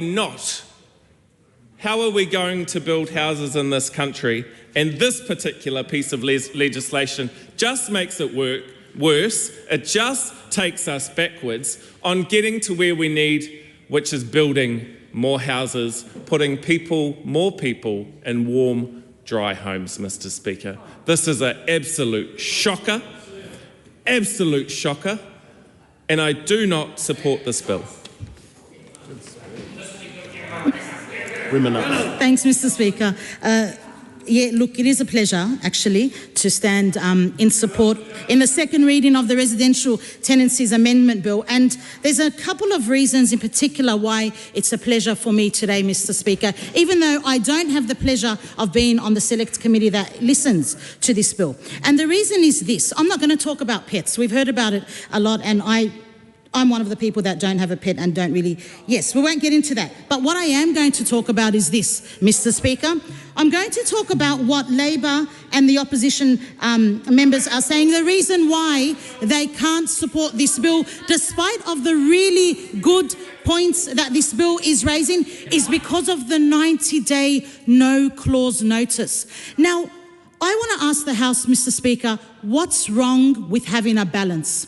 What's wrong with finding the balance between rights of the tenants and rights of the landlord? And you know what? Absolutely, we need to make sure that we get the power balance right, because there can be an imbalance 100%, Mr. Speaker.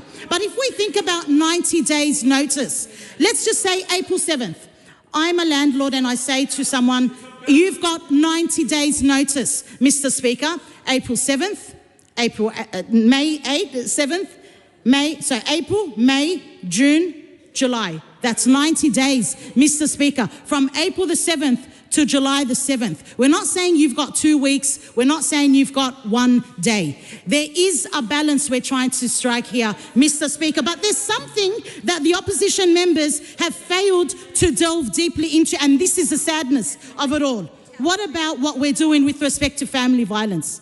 We're removing the barriers, Mr. Speaker, barriers to leaving unsafe situations by confirming that a tenant can leave a tenancy if their child or their dependent is in danger of domestic violence, Mr. Speaker. That hasn't been focused on, and that's a shame that the opposition has not focused on that, because people that are victims of family violence are actually the most vulnerable people, Mr. Speaker. We commend this bill to the House.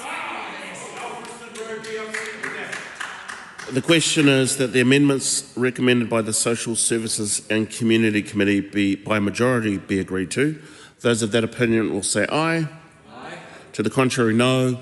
No. The ayes have it. A party vote has been called for. The clerk will conduct a party vote. New Zealand National. 49 votes in favour. New Zealand Labour. 34 votes opposed. Green Party of Aotearoa, New Zealand. 15 votes opposed. Act New Zealand. 11 in favour.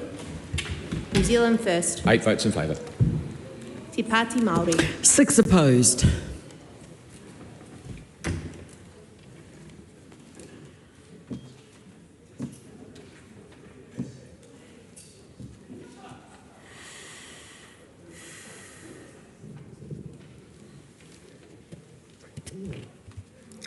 The ayes are 68, the noes are 55. The question is agreed to. The question is that the motion be agreed to. Those of that opinion will say aye. Aye. To the contrary, no. No. The ayes have it. A party vote has been called for. The clerk will conduct a party vote. New Zealand National. 49 votes in favour. Can I ask members to be quiet while the vote is happening? New Zealand Labour. 34 votes opposed. Green Party of Aotearoa, New Zealand. 15 votes opposed. Act New Zealand. 11 in favour. New Zealand First. 8 votes in favour. Te Pāti Māori. 6 opposed.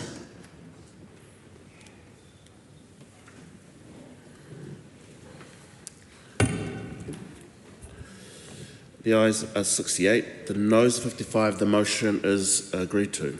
Residential Tenancies Amendment Bill, second reading. This bill is set down for committee stage next sitting day. I call on government orders of the day number 5 and 6. Contracts of Insurance Bill, third reading. Contracts of Insurance Repeals and Amendments Bill, third reading. Mr. Speaker, The Honourable Andrew Bailey. I present a legislative statement on the Contracts of Insurance Bill. That legislative statement is published under the authority of the House and can be found on the Parliament website. I move that the Contracts of Insurance Bill and the Contracts of Insurance Repeals and Amendments Bill be now read a third time. Mr. Speaker, I am pleased to stand before the House today for the third reading of the Contracts of Insurance Bill. It has been a long time in the making, and it is an exciting day. 6 years of waiting has finally come to fruition, and it's great to be standing here to be able to deliver this outcome for the industry and for policyholders across New Zealand. This bill, once passed, will mark a turning point for New Zealand's insurance landscape, modernising and bringing clarity and fairness to a sector that touches the lives of nearly every New Zealander. Today we present a bill that addresses long-standing concerns with our insurance law. Our current insurance legislation has laws that root back over a century and is spread across 6 different acts. This bill creates a modern, unified framework designed for today's consumers, businesses and insurers. And in doing so, we are creating an insurance sector that can operate with confidence, transparency and accountability. I want to first of all thank the Finance and Expenditure Committee for their diligent work on this bill. I want to especially congratulate and thank Chair Stuart Smith and members of the committee who have refined and improved the bill. Thank you also to the many people who submitted at the Select Committee stage. This includes consumer advocates, industry representatives and legal experts whose insights have been invaluable in shaping this legislation. The committee's recommendations have strengthened the bill considerably, addressing key concerns such as the use of genetic testing information and updating certain technical provisions.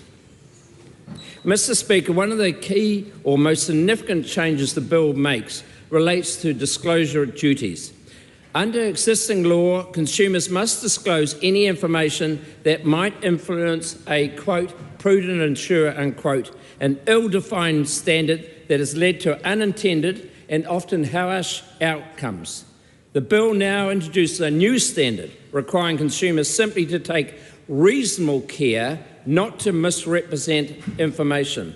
This is a more balanced requirement that respects the right of policyholders while allowing insurers to make informed underwriting decisions. For businesses who face different and more complex insurance needs, the bill introduces a fair presentation of risk standard, aligning with best practices internationally and providing a more structured approach for commercial insurance policies. These changes aim to reduce the likelihood of claims being denied due to misunderstandings or unintentional non-disclosure. Insurers will also now have to set a proportionate remedies to respond to any breaches in disclosure obligations, depending on the circumstances. If a policyholder makes a minor or honest mistake, insurers can no longer void the contract, but must respond in a way that fairly represents the nature of the error. This, Mr. Speaker, creates a fairer environment for consumers while ensuring that insurers can better manage risks appropriately. Another noteworthy addition to the bill are the changes to account for genetic testing. Following select committee submissions, the bill has been updated to safeguard Kiwis' access to life and health insurance if they have taken out a genetic test. It should be noted that genetic testing is a highly valuable emerging technology that can unlock significant health and productivity benefits. In many cases, we may wish to encourage Kiwis to take genetic tests to allow them to benefit from early disease detection, more precise diagnoses, and targeted treatments. However, there are overseas examples of insurers in limiting cover or increasing the cost of premiums due to genetic testing results. While we do not have evidence that this is routinely happening in New Zealand, the bill now includes provisions which means the government can, if needed in the future, regulate the use of genetic testing results by insurers. By adopting this flexible regulatory approach, we are not locking ourselves into a rigid legislation that may become outdated as science advances. This approach allows us to keep pace with the rapid developments in genetic and adapt our protections as needed. Canada and Australia have adopted similar approaches, and these changes bring New Zealand more closely in line with international best practice. I want to thank those who brought this issue to the committee, and it was a matter we had to deal with during the process, and I think it's a great outcome. Another important component of this bill is for the first time, insurance policies must be settled within a reasonable time. Insurance exists to protect people when they need it most. Ensuring timely payments is central to that purpose. The bill does not impose a rigid time frame, recognising what is reasonable varies in the size and complexity of the claim. This flexibility is essential, particularly during times of major crises, when large volumes of claims may strain resources. Instead, the bill relies on principle of fairness and accountability.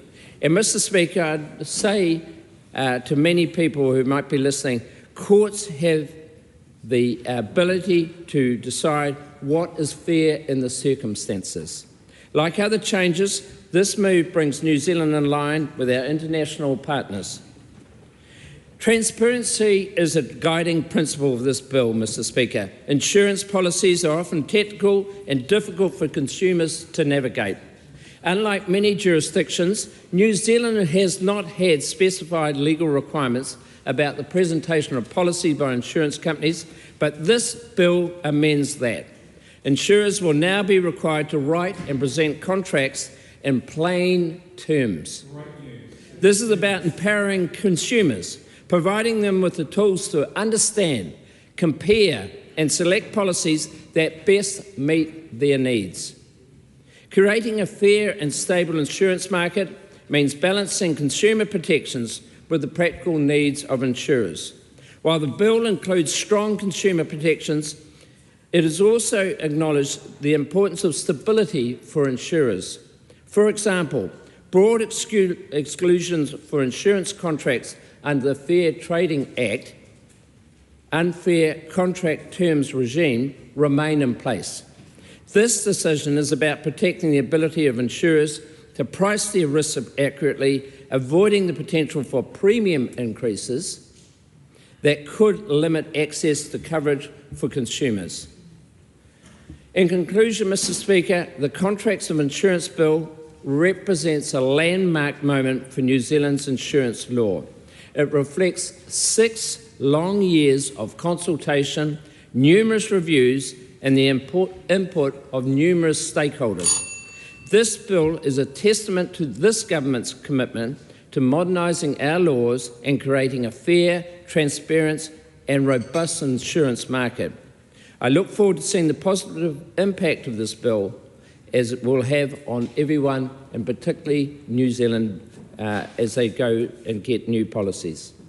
I am proud to commend the Contracts of Insurance Bill to the House for its final reading, Mr. Speaker. The question is, the motion be agreed to. Arana Williams. Mr. Speaker, thank you for the opportunity to take my final call in the debate and the work of Parliament on the Contracts of Insurance Bill and the 2 bills that it has now been split into.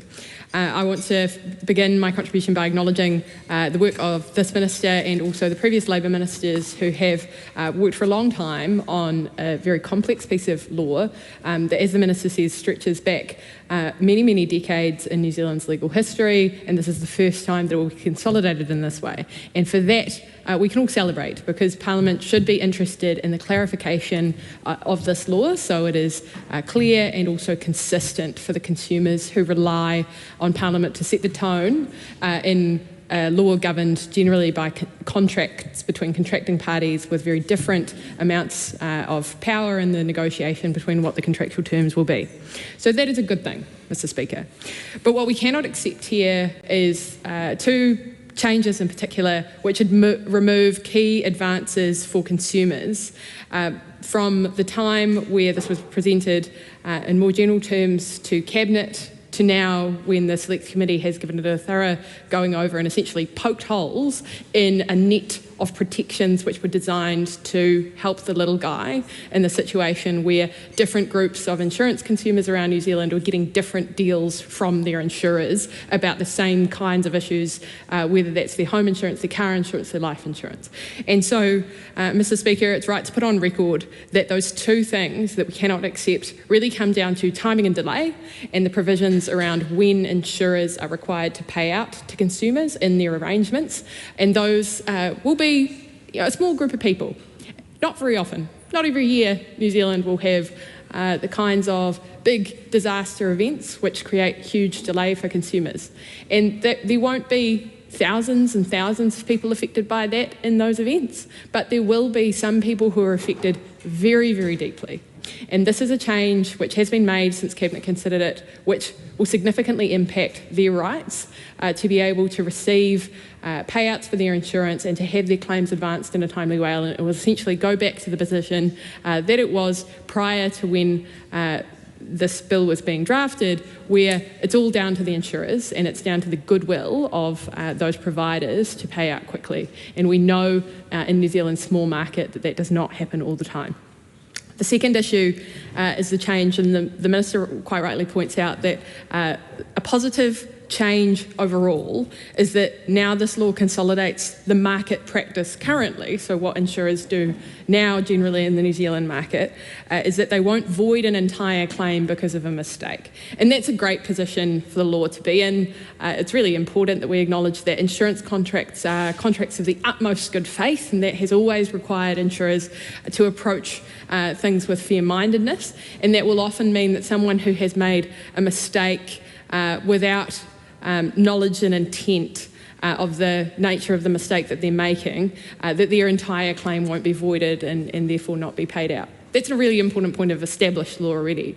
What this bill had the opportunity to do was to make it very clear that where someone like me, a policyholder, had made a disclosure that was deliberately fraudulent. So if I had made a claim where I knew that I was going to receive a benefit, in this case a contract for insurance, that I wasn't entitled to, and that would result in me getting payouts that I certainly wasn't entitled to, but I knew that it would result in that, then that was the thing that insurers would be able to rely on and not pay out for. And that's a really clear standard. Many of our laws rely on that fraudulent standard, and that deceit with a document or a statement that you have made is a really important standard.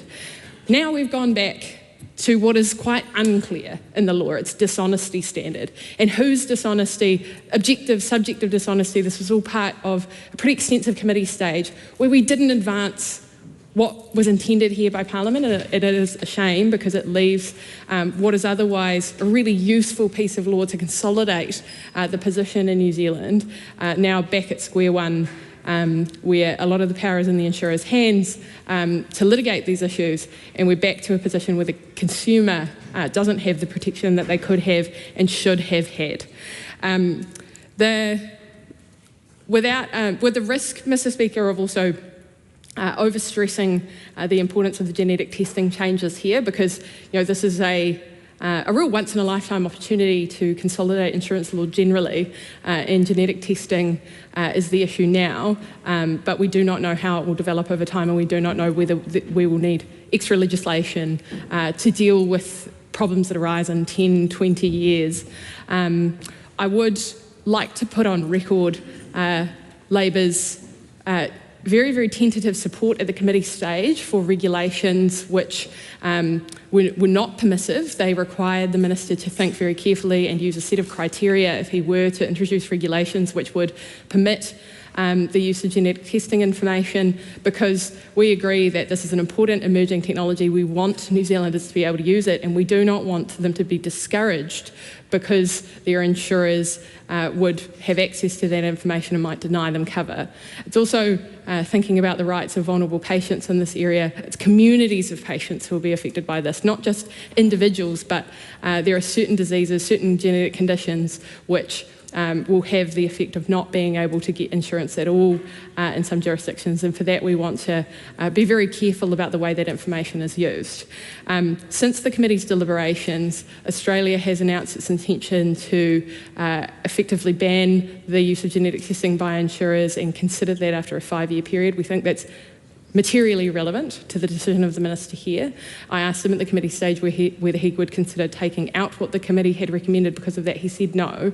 And so I want to make it clear that when he uses his power, which he is required to under this legislation, to enact the regulations within 2 years, and Cabinet needs to consider it again, a permissive approach will be roundly resisted by the sector of patients who are particularly interested in this and the Labour Party members. It will be a headache for the Minister of Health if there is a permissive approach taken. That is certainly not the intent of the Select Committee at the time, and it is not the intent of Labour when it supported those regulatory making powers at the committee stage. However, we do agree that it's really important to have something in our law that deals with this important issue, and it wouldn't be good for New Zealand to have no protections whatsoever.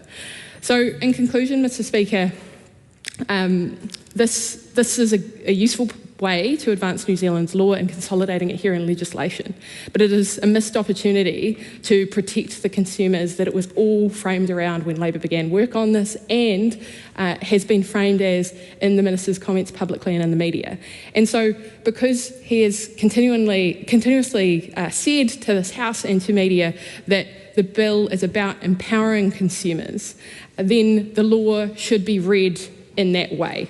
And it should be read as a consolidation of the consumer rights that have always, that now make up the market practice in insurance in New Zealand.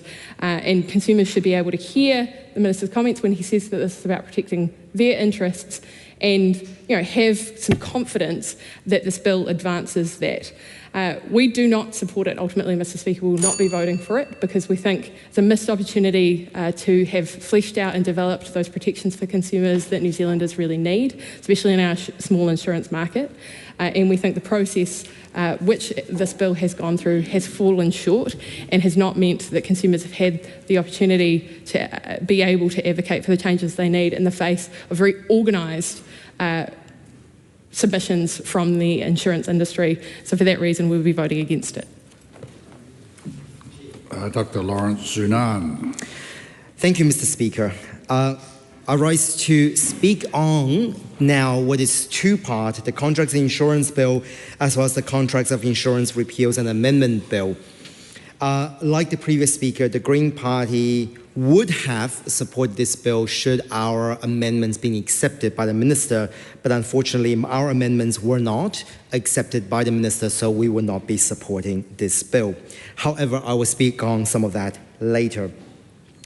In saying that, Mr. Speaker, this is a bill that is that's a long time coming. It has been in the works by MB and by various groups and interest groups for a number of years, and it was previously introduced by the previous minister, the Honourable Dr. Duncan Webb, who also took part in a lot of the work that is done during the committee stages as well. So it is an incredibly comprehensive bill, and it does modernize areas in terms of insurance, in terms of insurance contracts in Aotearoa, New Zealand. So there are definitely elements of this bill that the Green Party believes is going to be good for consumers and for the people of Aotearoa, New Zealand, one of which is having a clear separation of what is considered a consumer and non-consumer contract. I think that level of clarity, and particularly some of the structure and the boundaries and the scope that is being placed within that, will hopefully be able to give reassurances to individual contracts or personal contracts that people tend to have, whether it is health contract, life contract, content insurance, or et cetera, et cetera.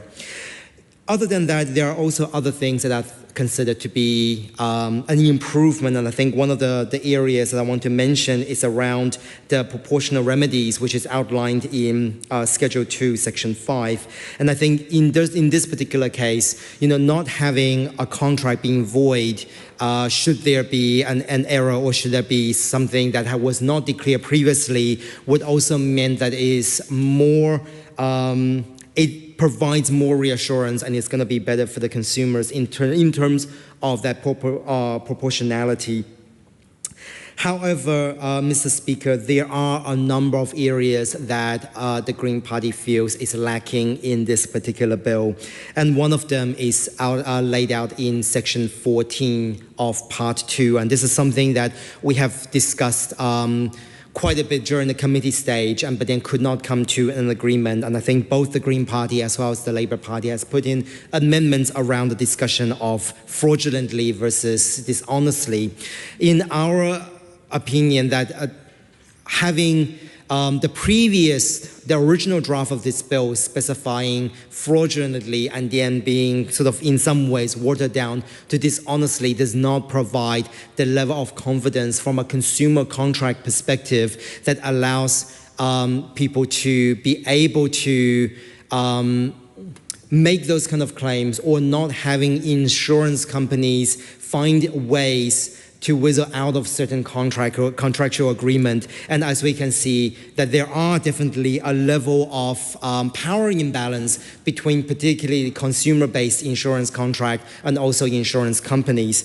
And to give you an example of that, Mr. Speaker, one of the things that just occurred this last weekend is around the fact that one of the tourists who was touring in Aotearoa, New Zealand, particularly in the Lake District, just outside of Queenstown, had their vehicle washed away by a car and had some additional disputes with the particular rental company. And I think in those kind of cases, it's really easy, particularly if you're a tourist, and particularly if you're a tourist whose English is not your second language, to be coerced or to be threatened in a way by a particular insurance company or by a particular company on the basis of your insurance contract. And I think in those sort of cases, having those extra level of consumer protection is really, really important. And I think for here, having that wording being maintained or retained as fraudulently instead of dishonestly will really give consumer that just a little bit more reassurance. And so unfortunately, this was one of the bottom lines for the Green Party to support this bill, but our amendments was not supported. A second part of this is around the genetic testing, which has been mentioned before, and this is a serious concern for the Green Party as well, particularly when it comes to the fact that when it comes to genetic testing and the dangers that this imposes to consumers, we are kind of disappointed with the fact that the Select Committee sort of made some recommendations but didn't go to the extent that we would like to see go. There's a strong evidence from the submissions that we have seen that supports such as a prohibition or failing to implement this in favor of having the regulation-making power and the responsibility that is being placed on both in terms of the consumer, but also in terms of the insurance companies when it comes to elements of genetic testing and the mandate to declare any sort of predisposed or pre-existing conditions. But, Mr. Speaker, when it comes to this particular bill, and I mentioned before in terms of the scenario, what is something else that we thought was actually quite important is laid out in the second part of this bill in the Contracts of Insurance Repeal and Amendment Bill, particularly around section 183, which is around the fact that there's the duty of now insurance companies to be able to assist policyholder to understand insurance contract. However, one of the things, like I mentioned previously in the scenario with the tourist and the issues around some of the rental car, the rental vehicle concerns, is around the fact that although we do see that some of the policies can be simplified and be clear in terms of the language, the way that it is explained and the scenario that potentially it relates to still has some gaps in it, because it is again easier for an insurance company or for anyone who is more at a corporate level to make certain assumptions or use certain legalistic phrases to the contract holder or to the policy holder to say, well, that was X or that was Y, for example, that was reckless, that was, you were traveling on somewhere that you shouldn't be traveling. So again, it is to do with when we are implementing this and operationalize it, it's a certain level of that we will actually be really interested in see how that is going to be teased out and implemented properly and with the benefits to the consumers and with the reassurance that it will place on the consumers. A couple of other things, Mr. Speaker, that I would like to touch on is one of the things that is also has been sort of addressed in this particular, in this bill around this is around the brokers, and this is sort of sub-part 2 of part 4, is that we think that the balance when it comes to addressing the duties of the broker hasn't really been balanced correctly, because in some ways that there is still a lot of responsibility and accountability being placed on insurance companies. However, when we're looking at brokers and certain intermediaries, what was originally in the draft of the MB version and the MB report was not adopted in the latest version of the bill. And particularly when it comes to that, there are some precautions and there's some scope being placed around notification of insurance if premium is not paid. However, we still don't see that there's a right balance and the right accountability being placed on the duties of a broker in the context that when they fail to make that premium payment, when they fail to notify an insurance of the premium payment. So I think that is something that could have been further enhanced in this particular bill. And finally, Mr. Speaker, I still want to address one of the core issues that we hear from the submitters around the changes to the Marine Insurance Act 1908. And understandably that we want to see this sort of like consolidation of the various insurance, but then we have heard from submitters, particularly around the fact that yes, having some changes to the seaworthiness of the warranty when it comes to some of the repeal of the Marine Insurance Act is okay, but a fundamental change in Section 127 potentially will create further issues, and particularly when we're looking at the contract on internet, when some of the marine insurance contract is on internationally standard terms, such as the English Law Institute clauses, that level of clarity wasn't really being teased out during the committee stages. And it is also unfortunate that there are a number of other amendment that was being placed during the committee stages that wasn't adopted. So unfortunately, although some parts of this bill is good, the Green Party will not be supporting it.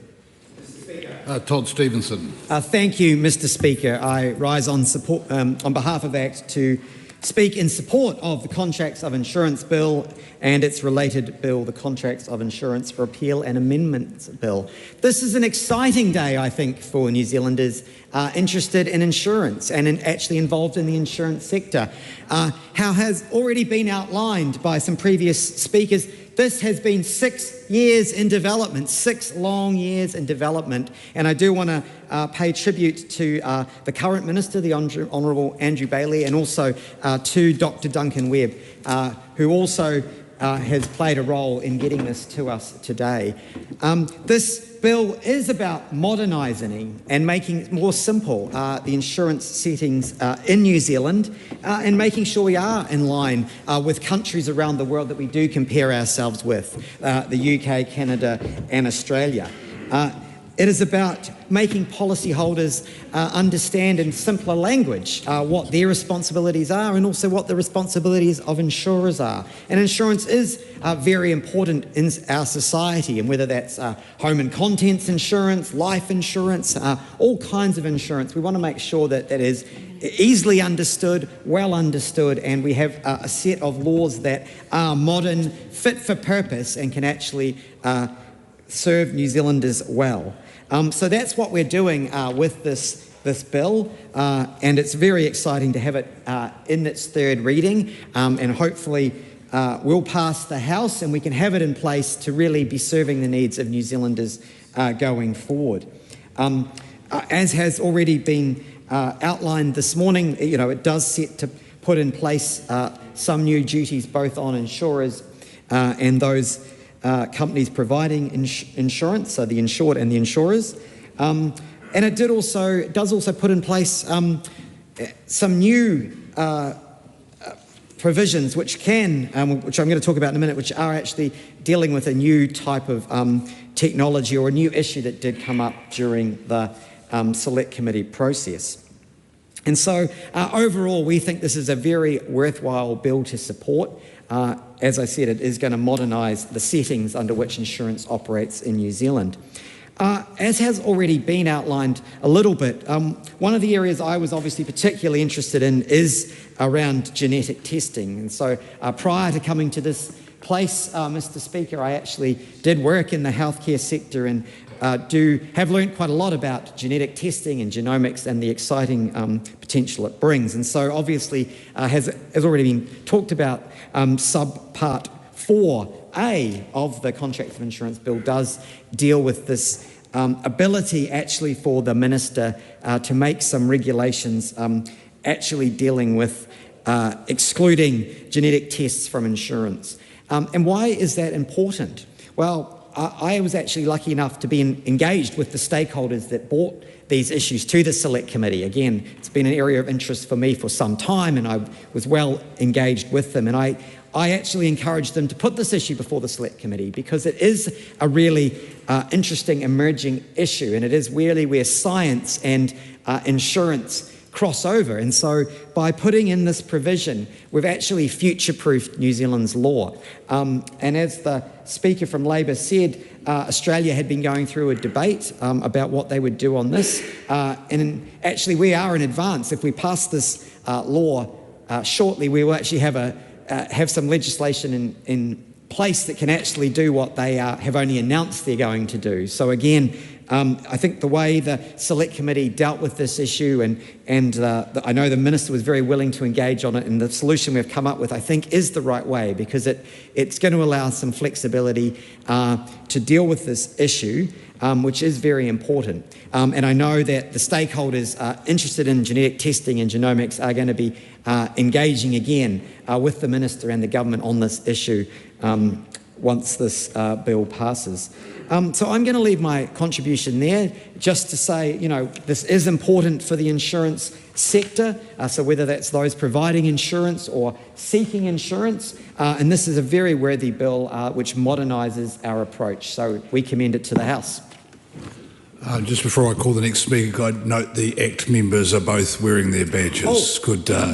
I'll forgive the fact we're in special sitting. I didn't want to interrupt your sterling words. Tanya Unkovic. Thank you, Mr. Speaker. I rise on behalf of New Zealand First in support of the Contracts of Insurance Bill, Contracts of Insurance Repeals and Amendment Bill. Now, Mr. Speaker, one of the most important things in any relationship, particularly a business relationship, is trust. And what I feel that this bill will do is change the perception that is out there about insurance companies. And in recent conversations with a colleague in the insurance industry, I asked her the question of what is that perception like? Is it getting better? Do people still have this I hate insurance company kind of feeling? And she said, well, it depends on their experience with an insurance company. If it hasn't been good, then it is not a good feeling. They still do not have the trust. If it has been that people have had a great experience or a good experience with insurance companies, then they do not have that negative belief about them. I'm very fortunate to have had good experiences with insurance companies, but it doesn't stop me from being really vigilant, vigilant on when my bills come in, and I make sure that I read through them. And that is one of the reasons I think I've already mentioned that I won't do a monthly payment. I'll do it once a year so that it makes me stop and take a good look at what I'm signing up for. Unfortunately, a lot of people do not do that, particularly seniors. And I have often mentioned my father ringing me and saying, have you got a minute, can you do me a favour? And I always knew that it was something about reading the fine print. So I feel that what this bill will do is it will create transparency. It does outline so many things in the bill in much more clarity. So, for example, there is clarity about what is a consumer, what is a non-consumer contract. It gives more clarity on disclosure. It gives more clarity on remedies, and it specifically outlines. It has a range of if it's something that is deliberate versus something that is intentional, and you get slapped on the wrist depending on what it is that you fall under in that scheme. So what I'm really thrilled to see is that there is going to be a shift. It may take time, but at least we are making steps, and I'm sure that in time, as we go further down the road, there will be things that we will see that need to be changed But it does take time. It does take testing, and especially with consumers. So on that note, I will commend the bill to the House, and part of me's kind of going, oh, it's not going to appear on my weekly reading list. It seems to have been on my list for many weeks. So thank you, Mr. Speaker. There's a 5-minute split call. Maria Meno Kapakingi. Tēnā koe te pika, tēnā tātou katoa. This is a brief contribution, Mr. Speaker, so I want to start with this. Necessity does not beget accessibility, and I think that is certainly true in this case. This particular bill insurance is a privilege. It's in such an expensive exercise. And I was just listening to my colleague referring to either monthly payments or yearly payments. That scenario is an exception in what I know and understand in terms of insurance, whether it's housing insurance, whether it's contents and all of those things. Definitely particularly for whānau Māori, it is not a common thing, unfortunately, though it is a necessary thing. We note in the discussion the plain language, Mr. Speaker, and the importance of having plain language. I'm assuming that means plain English language. I'm assuming that is the case, which is an interesting point, isn't it? Because if modernisation is true, then I would expect that in the modernisation concept, te reo Māori is another language that needs to be understood and embedded in the way in which we think about language. So when I hear plain language, I'm hoping they're suggesting te reo Māori is the plain language, but it is not. So then it's another expression of the divide, which is about reo, and I can hear somebody moaning, maybe they need to exit the House. But if you don't know, then you simply don't, and therefore you remain ignorant to what I'm expressing. But I'm happy to have the conversation outside this room.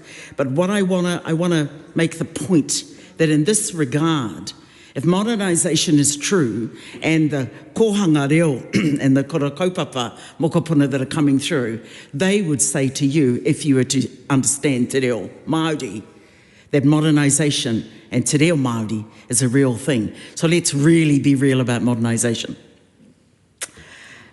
This bill promotes equality alignment maybe between insurance contracts and other contracts. We'll yet to see whether that is true, because again, this bill is relative. It's relative to the whole. In fact, to the previous speech that I took was about residential tax and all of those things.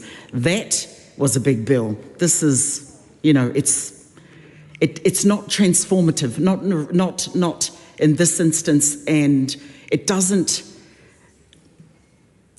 go far enough, really, Mr. Speaker. So, do we feel better off because of this bill? Not necessarily.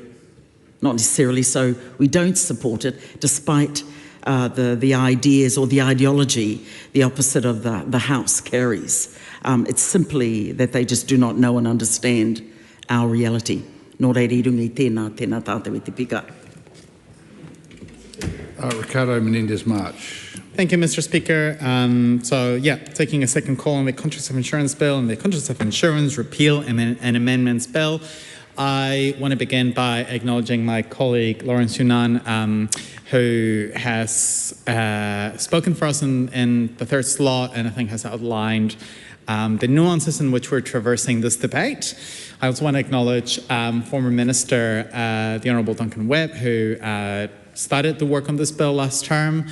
And I think this is a bill that I think exemplifies the outcomes and the changes that we see when a new government comes in and gives bills that a previous government was working a new coat of paint, an ideological new coat of paint. And we can see that in the Hauraki Gulf Tika Pamoana bill, and we're seeing it in this one. And they may think it's not relevant, but actually this bill did see changes as we changed governments.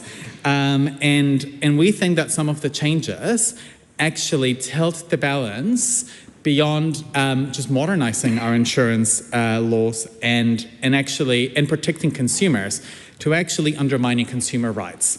My colleague has already outlined the changes in relationship to the language in relation to the dishonesty and fraudulency, and I see the member nodding, right? So like they do know, they're just being glib.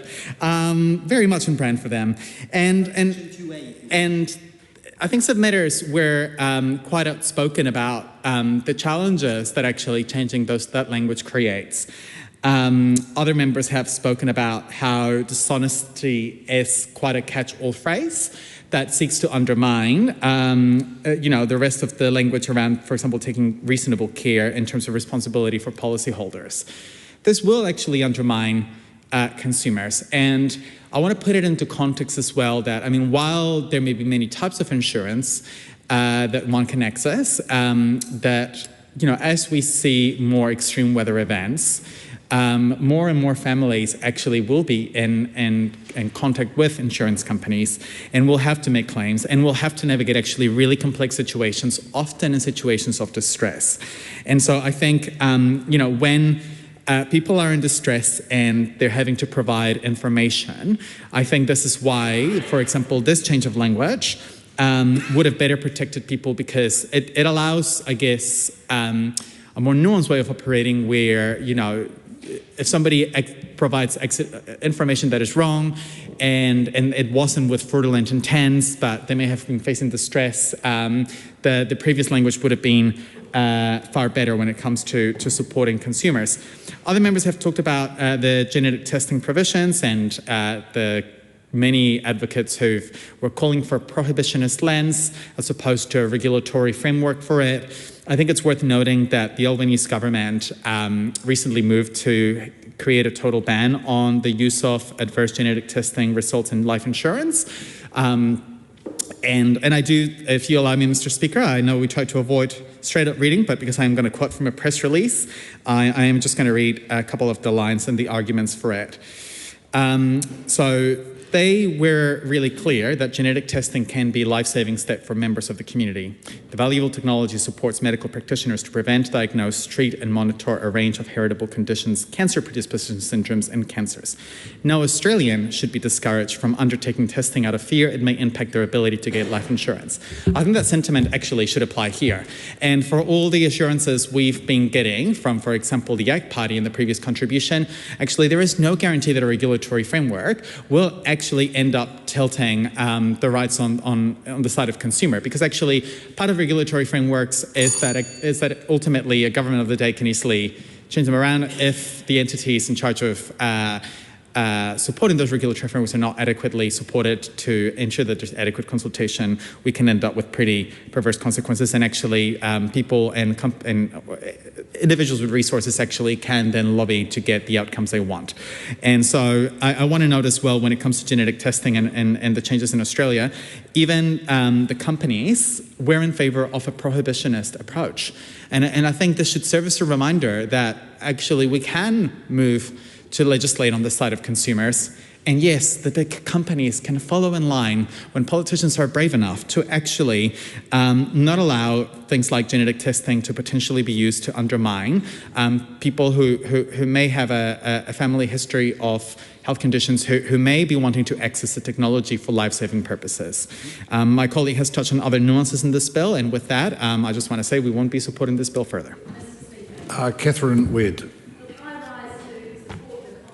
Insurance bill in this third reading on what is a very momentous day for our insurance sector across New Zealand, both for the insurers and the consumers. And as the Tuki MP, insurance has been extremely important for many people across our electorate in the wake of Cyclone Gabrielle. But I would just firstly like to acknowledge the Finance and Expenditure Committee members members and our chair, Stuart Smith, for helping navigate this important legislation through, and to, of course, Minister Bailey for all of his leadership and taking action as a government to, turn this legislation, which has been talked about and considered for over 6 years, finally into action. And of course, for me as the Tukituki MP, we did see Cyclone Gabrielle cause a lot of devastation and a lot of people were impacted hugely, and insurance became extremely, extremely important. So it is really, really important that we have robust modern insurance laws. We can't have people waiting unreasonable times for their insurance. And a key feature of this bill is the requirement of insurers to pay any sums due within a reasonable time. And so that is really a key part of this. And when disaster strikes, people are going through so much emotion and stress, and they really don't want to be having to have the extra emotion and extra stress of having to wait for their insurance, because they just want certainty to be able to get on with their lives.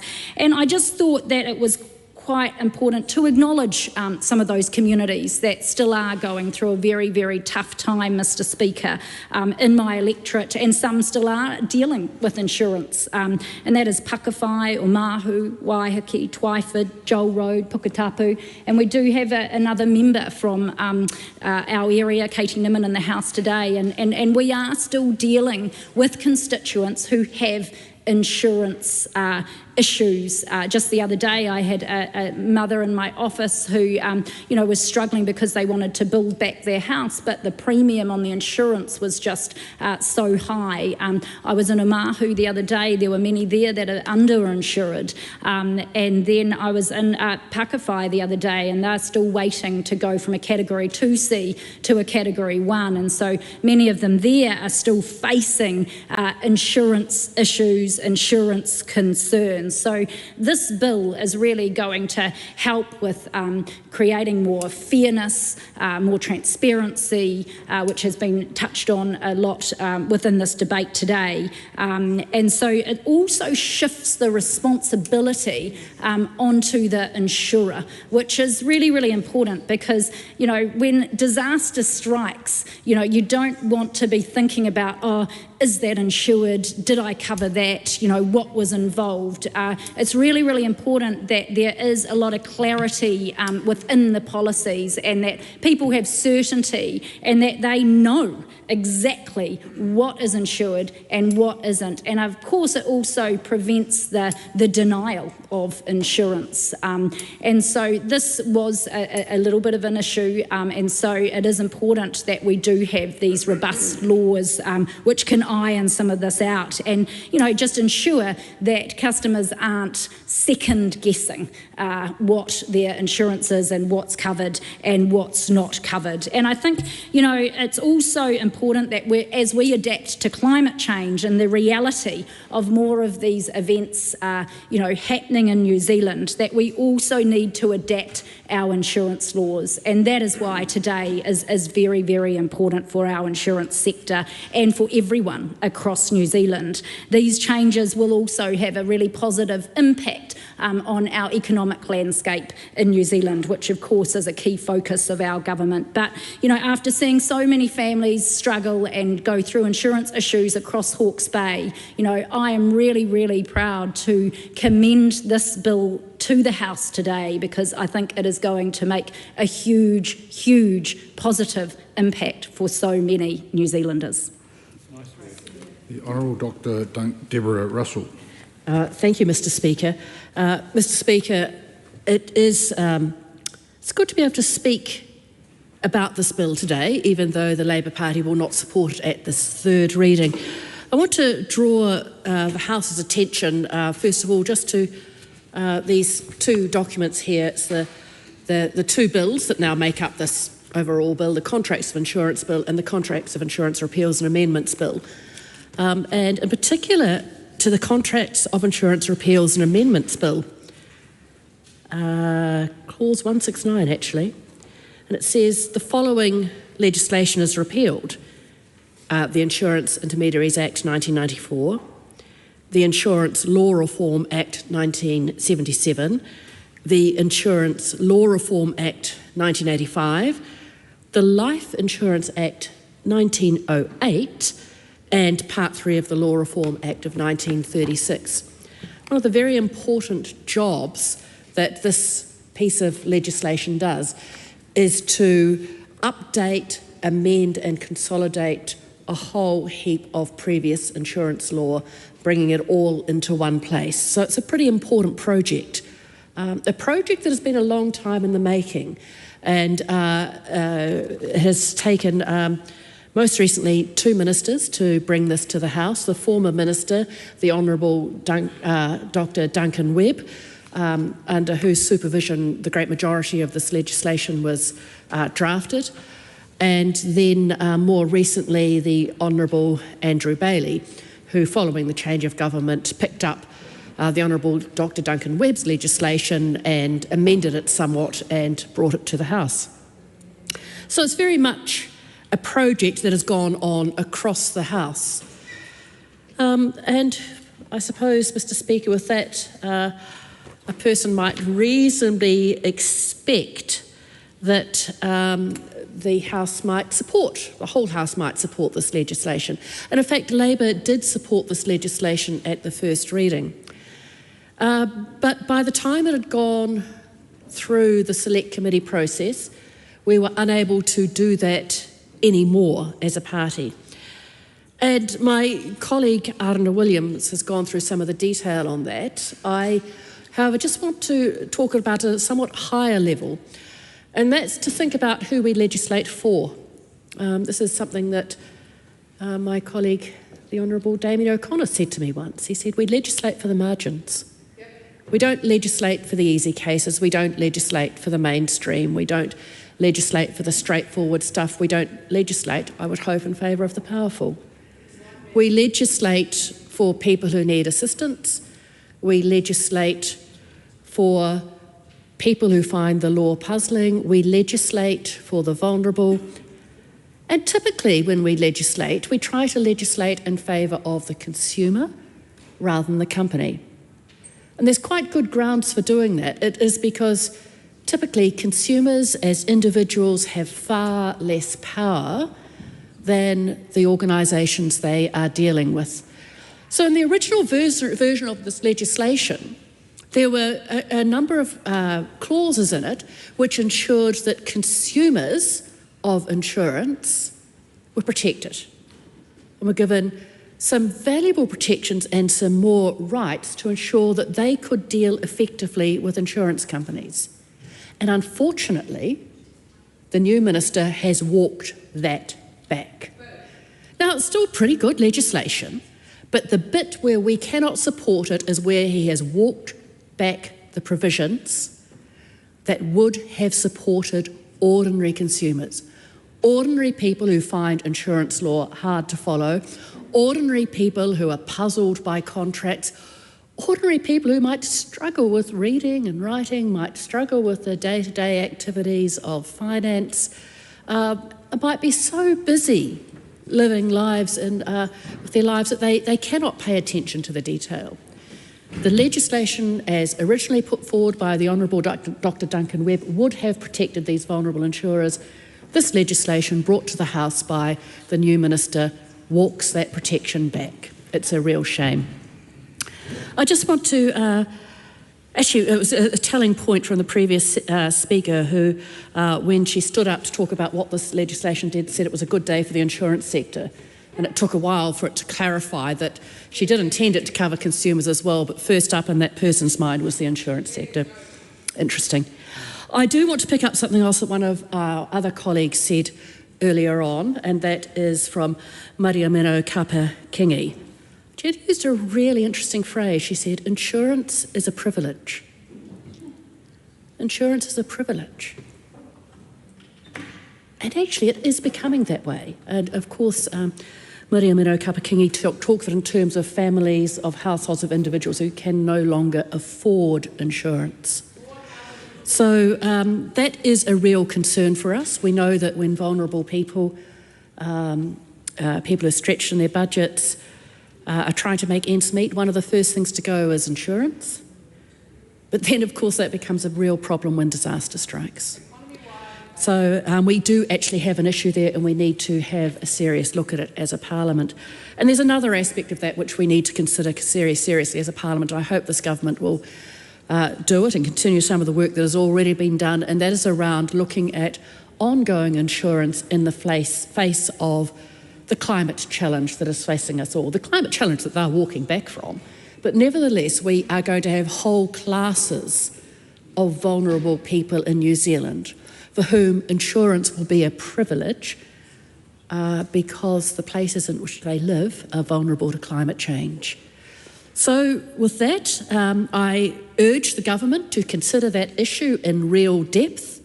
It's something that's really important. Having completed this piece of work, flawed though it is now, it's I suppose a good start. It's just a shame we can't support it wholeheartedly as we would like to. But I urge the government to turn their mind to some of the real challenges that we are going to face with insurance in this country in the very near future. Nancy Liu. Mr Speaker, I'm very proud to stand to do my final call on the debate for the Contracts of Insurance Bill in this House. This bill, in putting it, long story short, is a bill that is about facilitating the well-functioning insurance markets for both the insurers and the policyholders. And this had been commented and through the debates before me. This bill is really about enabling consumers and businesses to be more effectively protecting themselves against risks in New Zealand. And that's the whole point of insurance, which is about protecting ourselves against risk. And here I will give a very, very simple, but I hope effective example for many of our viewers and listeners on TV, which is when this bill is passed, consumers who are the policyholders will no longer have to give and guess what information they will be responsible to provide to the insurers that is relevant to their insurance policies. This is very, very critical because at times of risk or at times of danger, when we need the insurance to be effective, as a policyholder, we won't have the time or the energy or the concentration to be able to think about the information that we have been providing. But when this bill is passed, it is the onus will be now on the insurers to be asking the right questions, to be asking for the information, and it is for the consumers to provide based on the questions that's been asked. This is a very critical mindset shift that I hope the viewers and listeners will understand. So this bill is about minimising the costs and the impacts also to the insurers to insure in the insurance market in New Zealand. So it is a very significant reform for 6 years of review and consultation through the different governments, through the different ministers, and also select committee members to consolidate the different views, the perspective, the changes, so that the New Zealand insurance contract laws can be more modernised and aligned with the international jurisdictions around the world. And so this bill is a collective effort across the House, across the different ministers, and also the many public and professional feedback that have been provided to the Select Committee. So I'd like to thank the various ministers, particularly Minister Bailey, for seeing this bill through, and also to all the Select Committee members, particularly to all the public feedback. And I fully commend this bill to the House and look forward to seeing the positive impact that this bill will bring to New Zealand. So, Mr Speaker, I commend this bill to the House. Mr Speaker. 5 minute split call. Helen White. Thank you. It's really nice to be able to have an opportunity to speak on this bill. This bill started as a bill that was in the ballot, pulled out of the ballot as a private member's bill by Dr Duncan Webb, and that's because he had worked on this material for some time, and it's a very sophisticated bill. It was then adopted by the current minister, and there have been some changes which the Labour Party is not necessarily that happy about, because the thrust of the bill is to protect the vulnerable consumer. And the changes that the Labour Party are concerned about are ones that erode that principle. And so that is of concern. I'll just take one of those, and that's the issue of delay. Delay is absolutely one of the enemies of the ordinary person. And we're seeing a lot of this as a theme actually out there at the moment. We've just been talking about delay and the tactics used by lawyers in the abuse and care claimants, that it can do terrible damage when lawyers get hold of delay, and it can do terrible damage when insurance companies are also in control of when the money gets paid out and delay. So that's an issue that we need to join the dots on.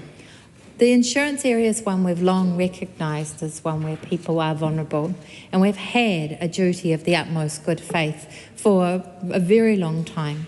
This bill consolidates a whole lot of acts, and it makes sure that principles that we've already had are built on.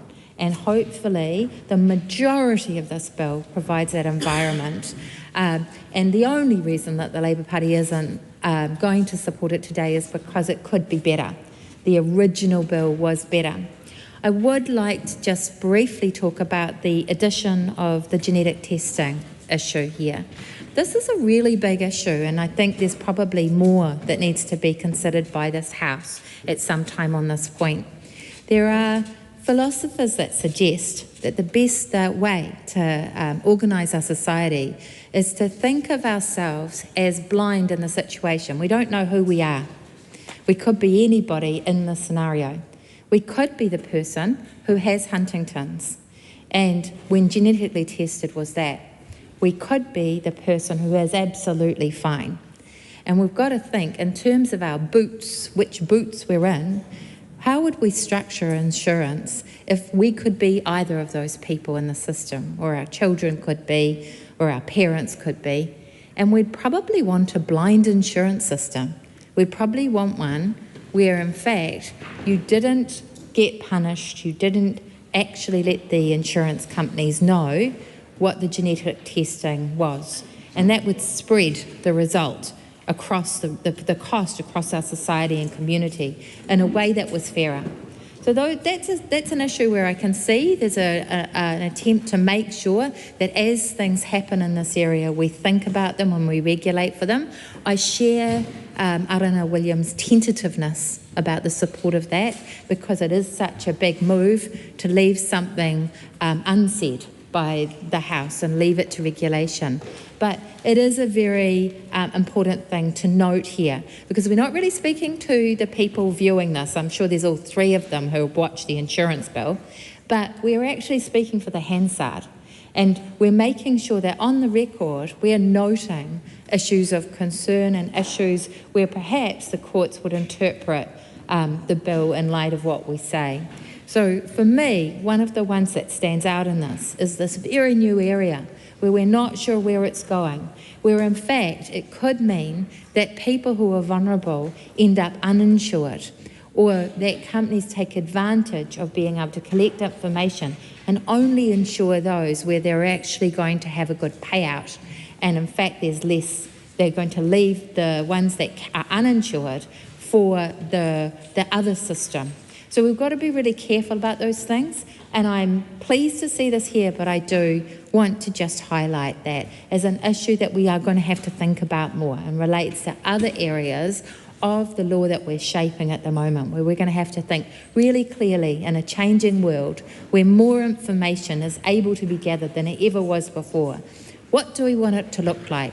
What's our role as leaders? And at the heart of that is working people in this country, is people without capital, is the consumer, is the disempowered. At the heart of that, our job is to make sure that those people who we could be in that blind situation. Thank you. Ryan Hamilton.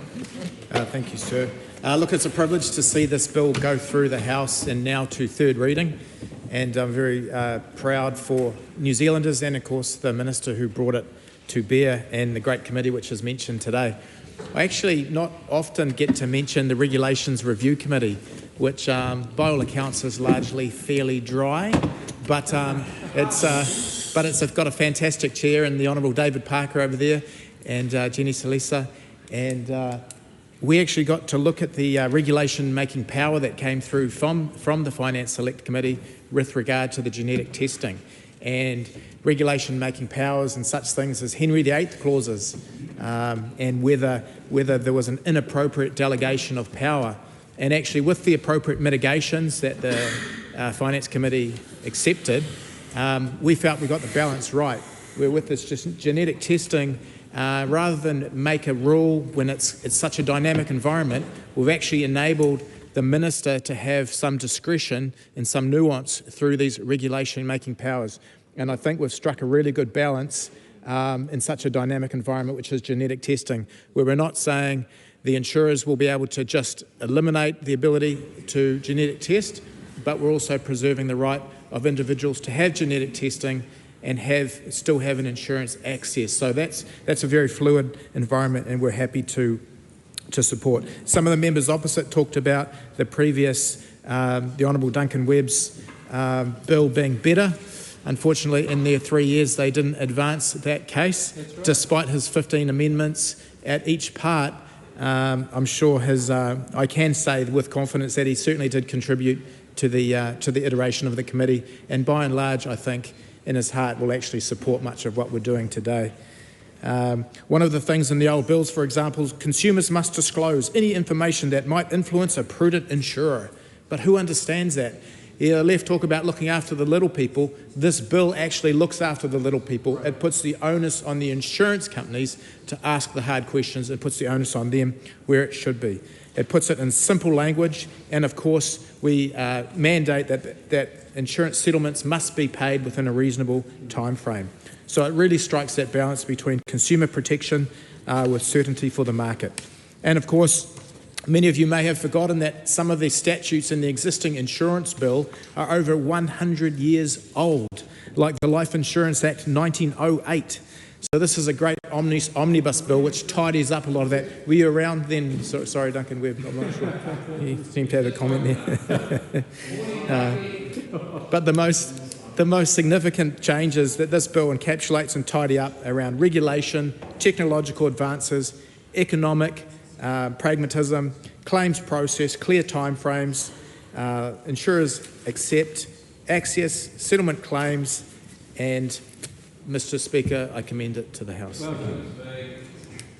Mr. Speaker. The Honourable Dr. Duncan Webb. Kia ora, Mr. Speaker. Thank you very much.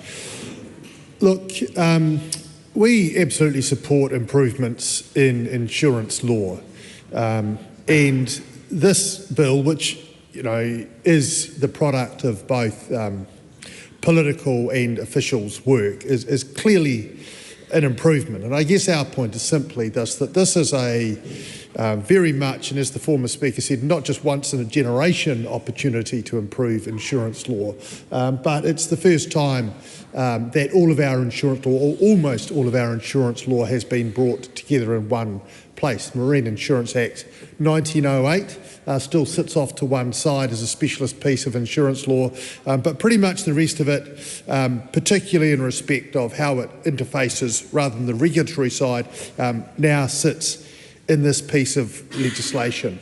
And certainly it's good to see codification of the disclosure rules, which have kind of developed over time, but have never been really clearly or satisfactorily articulated. And the idea now that there are different rules for consumers is a good thing. And certainly the onus should, in a modern environment, be on insurers to make sure that they ask the right questions. And where there are gaps, they fill in the gaps, and an innocent non-disclosure doesn't lead to a failure of the entire policy. So that is good. And I know that my colleagues who sat on the committee did a very good job, and they made suggestions for improvement, including the distinction between a insured or a policyholder acting in a dishonest way versus a fraudulent way. And one of the challenges with the use of dishonesty is that it's a much more graduated concept from ought to have made an inquiry at the low end to positively intending to do something outright dishonest, whereas fraudulently is a clearer term and would have been better. But we've got to where we've got. But I do want to talk about the remedies for policyholders, because whilst in my pretty extensive time in practice, I saw occasional cases where an insurer would decline for non-disclosure. The greatest wrongdoing I saw was obstruction by insurers of the settlement of a claim in a timely way. So they would be continually saying, we just need to do a few more inquiries, a bit more investigation, we haven't quite decided what to do with it yet. And so you wouldn't actually know in many cases even whether the insurer accepted the claim for months and sometimes even years. Now, that's utterly unacceptable. And whilst there is in this Act an articulation of the current law, which is that the claim needs to be resolved within a reasonable period of time, we've missed an opportunity. We've really missed an opportunity to say exactly what that means. And my own view is, and it was in my members' bill, still is in my members' bill, which we'll get to eventually, was that they should have a bright line, that a reasonable time is 12 months unless the contrary can be proved. So it really puts the onus on the insurer, because to simply take a long time whilst the money essentially stays in the bank is harmful in many, many ways, and not just financially. Because one of the things that perhaps this House doesn't realise is that insurance isn't just about restoring property, it's about peace of mind.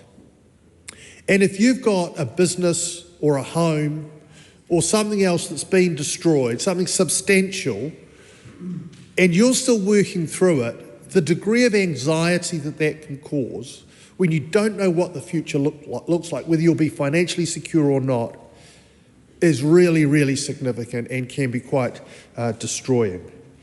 So, and of course the remedy for that is the other thing. Again, a missed opportunity. This piece of legislation could have said, in consumer contracts, there are damages, proper damages, substantial damages for breach of settling the claim in a reasonable time. At the moment, the courts can and do award damages, but they are trivial damages. $10,000 or $20,000 for what can be real heartache and distress. And interest is mentioned, but again, not clearly, in a kind of throwaway kind of way. And of course, the biggest outrage in this piece of legislation is the ability or the win that the insurance sector got in carving out exclusion clauses from the Fair Trading Act unfair contract terms provisions. So we have a framework where insurance contracts are drawn in part into that framework, but exclusion clauses are allowed to be unfair, which makes absolutely no sense. It's an absolute nonsense. And the other thing I'll comment on is the consumer-business distinction and just the difficulty that poses for small businesses. There are certainly instances where small businesses face pretty much the same obstacles and barriers of knowledge and complexity that consumers do. And there's no real assistance for them in this legislation. And lastly, genetic testing, which at the moment it's fair to say is not a huge problem in New Zealand, but increasingly there are, the ability to have huge amounts of information about someone's health status through genetic testing. This empowers regulations to be made. And I would simply say to the government, please make those regulations, make them as soon as possible, because we need to address this. This is one of the things that the Select Committee did very well, listened to submissions, gone on and said, we do need to do something about genetic testing, something that I hadn't put in my bill, Andrew Bailey hadn't put in this bill, but the Select Committee picked up on it, and that is good process. So make those regulations so that we can protect people's personal information and make sure that they take advantage of the huge health benefits of genetic testing without putting at risk their health and life insurance. So a better bill, but not as good as it could be. But what do you expect? Dan Bidwell. Speaker, it's a pleasure to close out this debate in what is often a dry topic, but a very important topic indeed. So, Mr. Speaker, this is the third reading of the Contracts of Insurance Bill and the Contracts of Insurance Repeals and Amendment Bill. And the importance of the insurance market can't be underestimated. It provides an ability for peace of mind, as my colleague from the opposite side mentioned before, the ability for businesses, consumers and households to share risk, but also, Mr. Speaker, provides opportunities, economic opportunities for those in the sector. I'd like to again just acknowledge the work of many into this bill. The Minister, Andrew Bailey, members from the opposite side, the hard-working members of the Finance and Expenditure Committee, and those who submitted on this bill, stakeholders, private individuals and organisations alike. Mr. Speaker, this bill is an important bill. It's one that modernises contract law for the insurance sector. It improves transparency for consumers and it brings our regulations up to international best practice. What does it do? Well, that has been traversed quite substantially in the House today, but for those of you at home, those two of you who are watching online, this bill seeks to provide policyholders with a range of improved rights and insurance. One of those, in fact, let's talk about those. Yeah, good question. Okay, is around the right that insurers must present policies in a very clear and plain language way.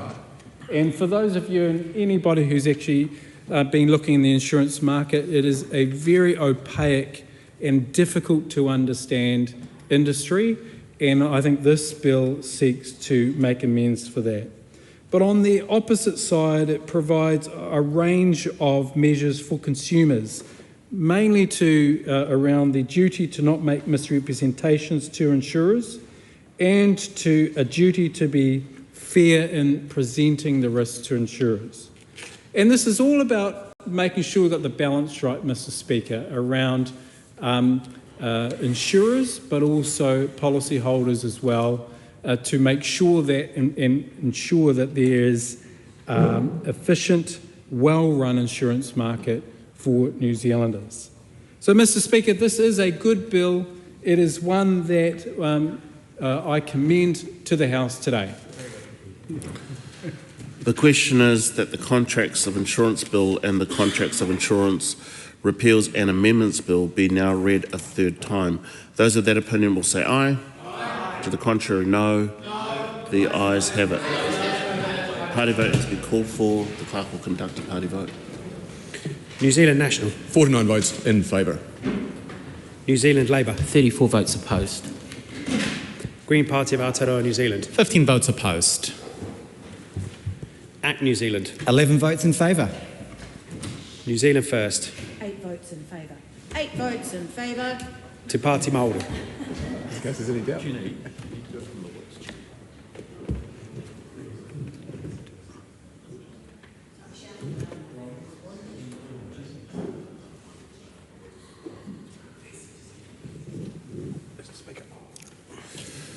The ayes are 68, the noes are 49. The question is agreed to.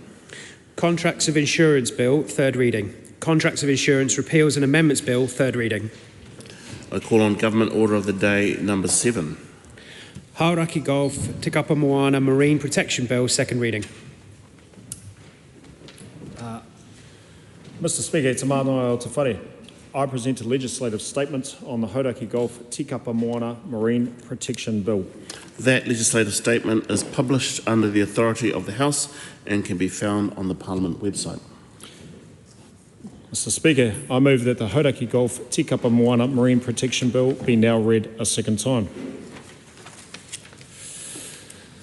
Tiritiri mātangi hauturu a toi Aotea nā pona toru a peretu te rāhui kāka rangi toto motu kōrea, te motua ihenga motu tapua taikehu o tata, motu hurakina te araero, te paunui a peretu Pākihi kā ramuramu, tatu atu rā ki ngā poitō o te kupanga a tara mainuku a toi te huatai. Te moana nui a toi te huatai I hoi a mai I tana waka a pai ki Rarotonga ki Aotearoa New Tireni nei I kawe atu I tōna mana ure tārewa ki roto ngā iwi take a koia hoki ko hui a rangi I tēnei wā e kia nei ko tōna maunga Pigeon Mountain I Moitahi me tēnei moana a tāhua. The purpose of this bill is to contribute to the restoration of health and mauri to the Hauraki Gulf Tikapa Moana te moana nui a toi te huatahi, and to acknowledge customary rights within seafloor protection areas and high protection areas. It establishes 19 new marine protection areas that, in addition to existing marine reserves and the cable protection zones, will nearly triple the protection in Tikapa Moana. These areas are a critical contribution to protecting biodiversity and reversing the decline we have seen in the Gulf. The bill is designed to support the Gulf with modern marine protection measures that reflect the needs of both the environment and the people. The Gulf Tikapa Moana has a diverse array of habitats, benthic, including kelp forests, fragile fields of corals, and others which support a great variety of ika, fish, karengo, seaweeds, and other species. It sees many migratory and transient species such as leatherback turtles or honu, manta rays, and humpback whales, the wera. Aotearoa, New Zealand is known as the seabird capital of the world. 1/3 of all seabirds, manu moana, that breed in Aotearoa nest in the Hauraki Gulf Tikapa Moana. And it's an important area to Aucklanders, people from Te Tarao Te like my colleague Scott Simpson, and to all New Zealanders. It has sustained the social, cultural and spiritual well-being of mana moana, of tangata whenua, for centuries. It supports the largest metropolitan area in Aotearoa, New Zealand, and plays a critical role in our economy. It's a global tourism hotspot, boasting spectacular holiday destinations like the Coromandel and the Hauraki Gulf Islands, and places like Man of War, absolutely fantastic place on the eastern side of Waiheke. Yes, and Tāwharanui, and other beautiful beaches up and down the eastern seaboard of regional Auckland. I look forward to Ryan Hamilton taking me to Waiheke shortly. Approximately 70% of all recreational fishing in Aotearoa is carried out in Tikapa Moana, and a recent assessment put the value of Tikapa Moana at $100 billion. The population of Coromandel has been steadily increasing, and Auckland has almost doubled since 1990. I look forward to the reopening of Cathedral Cove soon, Mr Simpson. Forecasts indicate that by 2030, more than 2.8 million people will be living within 80 kilometres of Tikapa Moana. This brings with it increases in recreational fishing, discharges and land-based pressures. Climate change impacts are predicted to include increasing heat waves, invasive species and more frequent storm events. I don't like the sound of kalupa or golden clams. The Gulf is already battling these invasive pressures of kalupa and other matters. We must take action now. I would like to acknowledge the many years of effort, of energy, of resource into this bill, starting from Tai Timu Taipari Marine Spatial Plan, Sea Change, Mana Moana, Mana Whenua. Organisations, businesses, local government and individuals have all had significant roles in ensuring that this bill is the best that it can be, and can I acknowledge people like Nicola MacDonald and Paul Majuri and others who have contributed to that mahi. I also, and Eugenie Sage, yes, and Laurie Beamish from the great tribe of Ngaitaiki Tāmaki. I also acknowledge the excellent work of the Environment Committee in considering this bill and the roughly 7,000 submissions received on it. I thank the submitters for their contributions and their mahi and whakaaro for this too. The committee, great committee, have recommended changes to the bill focused on making these protection areas more effective and efficient. I took all these recommendations, many of them. Some highlights that merit our attention include making it clear in the bill that careful anchoring can occur within the seafloor protection areas and high protection areas. We're going to carefully monitor the effectiveness of the new high protection areas and seafloor protection areas, commonly known as HPAs and SPAs. These are new tools, and unlike marine reserves, they allow for some taking within the ocean, so we're going to ensure that they work. A report will be published at least every 5 years, detailing the outcomes of monitoring and research to date. Cutting some of the bureaucracy and making it easier for councils to continue to fulfil their roles in protection areas by ensuring that they do not require permits to monitor or enforce a regional coastal plan or regional resource consents, or to undertake activities relating to environmental monitoring. Also, and this is very important to me and many of my colleagues in Tāmaki Makaurau and out there in Moiho, Te Aotearoa, and also a bit further north of Tāmaki Makaurau, up in Mahurangi, we are going to clarify customary rights by ensuring that protected customary rights and customary marine title rights as provided for under the Marine and Coastal Area Takutai Moana Act 2011 are upheld. This includes exempting any activity carried out under those rights from the prohibitions in the bill. That is, these rights are uninterrupted. The bill also ensures that the establishment of SPAs, seafloor protection areas, and HPAs, high protection areas, do not impact on any existing application for rights in these areas. Requiring affected people to be consulted on any new future management actions proposed in the high protection areas so that anyone who may be impacted has a say.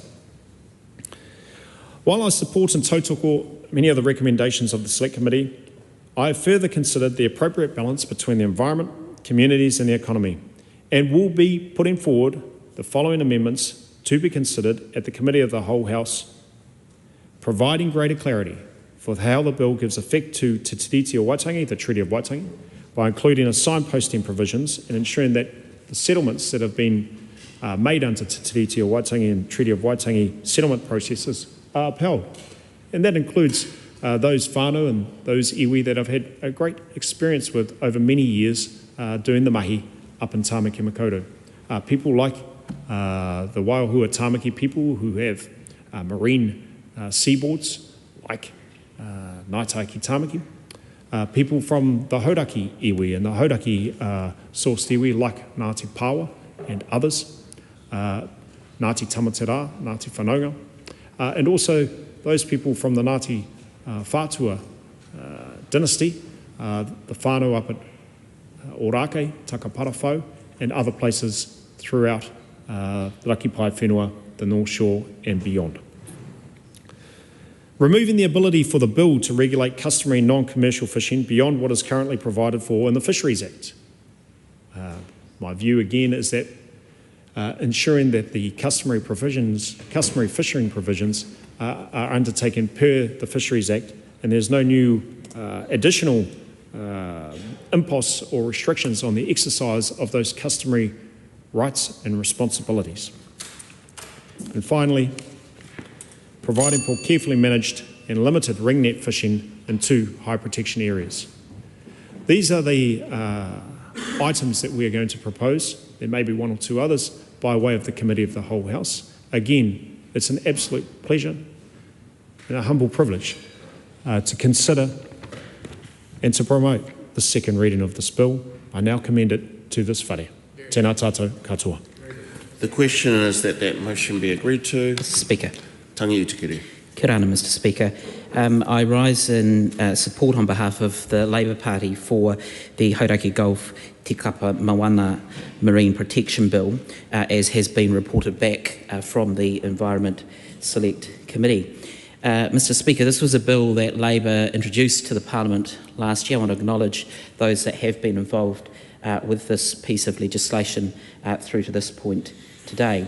I think all members of this House will agree that this has been a bill that has been a long time coming. Many have had to wait some time for this to make its way through the process, but it does seek to restore the well-being of the Hauraki Gulf Te Kapa Moana. Mr. Speaker, I'm not an Auckland Member of Parliament, but I know that my colleagues from Tāmaki Makaurau know perhaps more than many others the significant role that the Hauraki, in particular Hauraki Gulf, plays to not just their rohi, but indeed to the rest of the country. It is very clear that action is needed to ensure that moving forward, this taonga continues to be protected for the future, reflecting on what has happened in the past. Mr. Speaker, the Select Committee process, I want to acknowledge, as the Minister has identified the submitters that submitted to this process. There were a lot of submissions, more than 7,500 and 79 submissions that were dealt with orally. The Select Committee, which I'm not a permanent member of, but I was part of some aspect of these submissions, did spend some time in Auckland, did spend time visiting Hauraki Gulf and sitting here in Wellington as well. And Mr. Speaker, being in Tamaki Makaurau, hearing the passion of submitters, I think is something that will be very memorable to those members that were there for that. There have been individuals, groups and organisations that have worked for an extremely long time to see what this Select Committee report has brought to the Parliament today. And I actually think the passion was very evident there and continues to be evident as well. When we look at what some of the submitters had talked about, they talked about the numbers of, or the depleting fish stocks. They talked about the number of fishes that were on the decline and that continued to be at risk, noting that snapper and cray were virtually extinct in the current climate.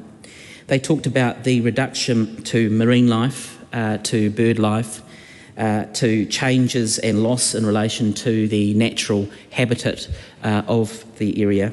They talked about the impact, and they were able to show the impact of sedimentation and what that impact would mean for the water body. They talked about pollution and how that had changed over time as well. And they also talked about the urban development changes and the direct impact that that had had on the Hauraki Gulf. I remember in Auckland, I took this photograph, Mr. Speaker, and it's one submitter did this to illustrate the change.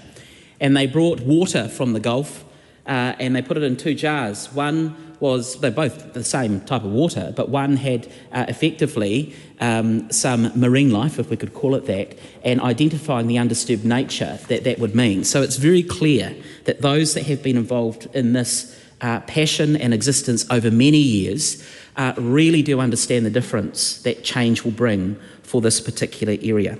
And so that's why this Select Committee has reported back to this House in this report with all of its recommendations in a unanimous fashion. I want to acknowledge the Honourable Scott Simpson, who is the local Member of Parliament, but also the Chair of at the tail end of the Environment Select Committee as well.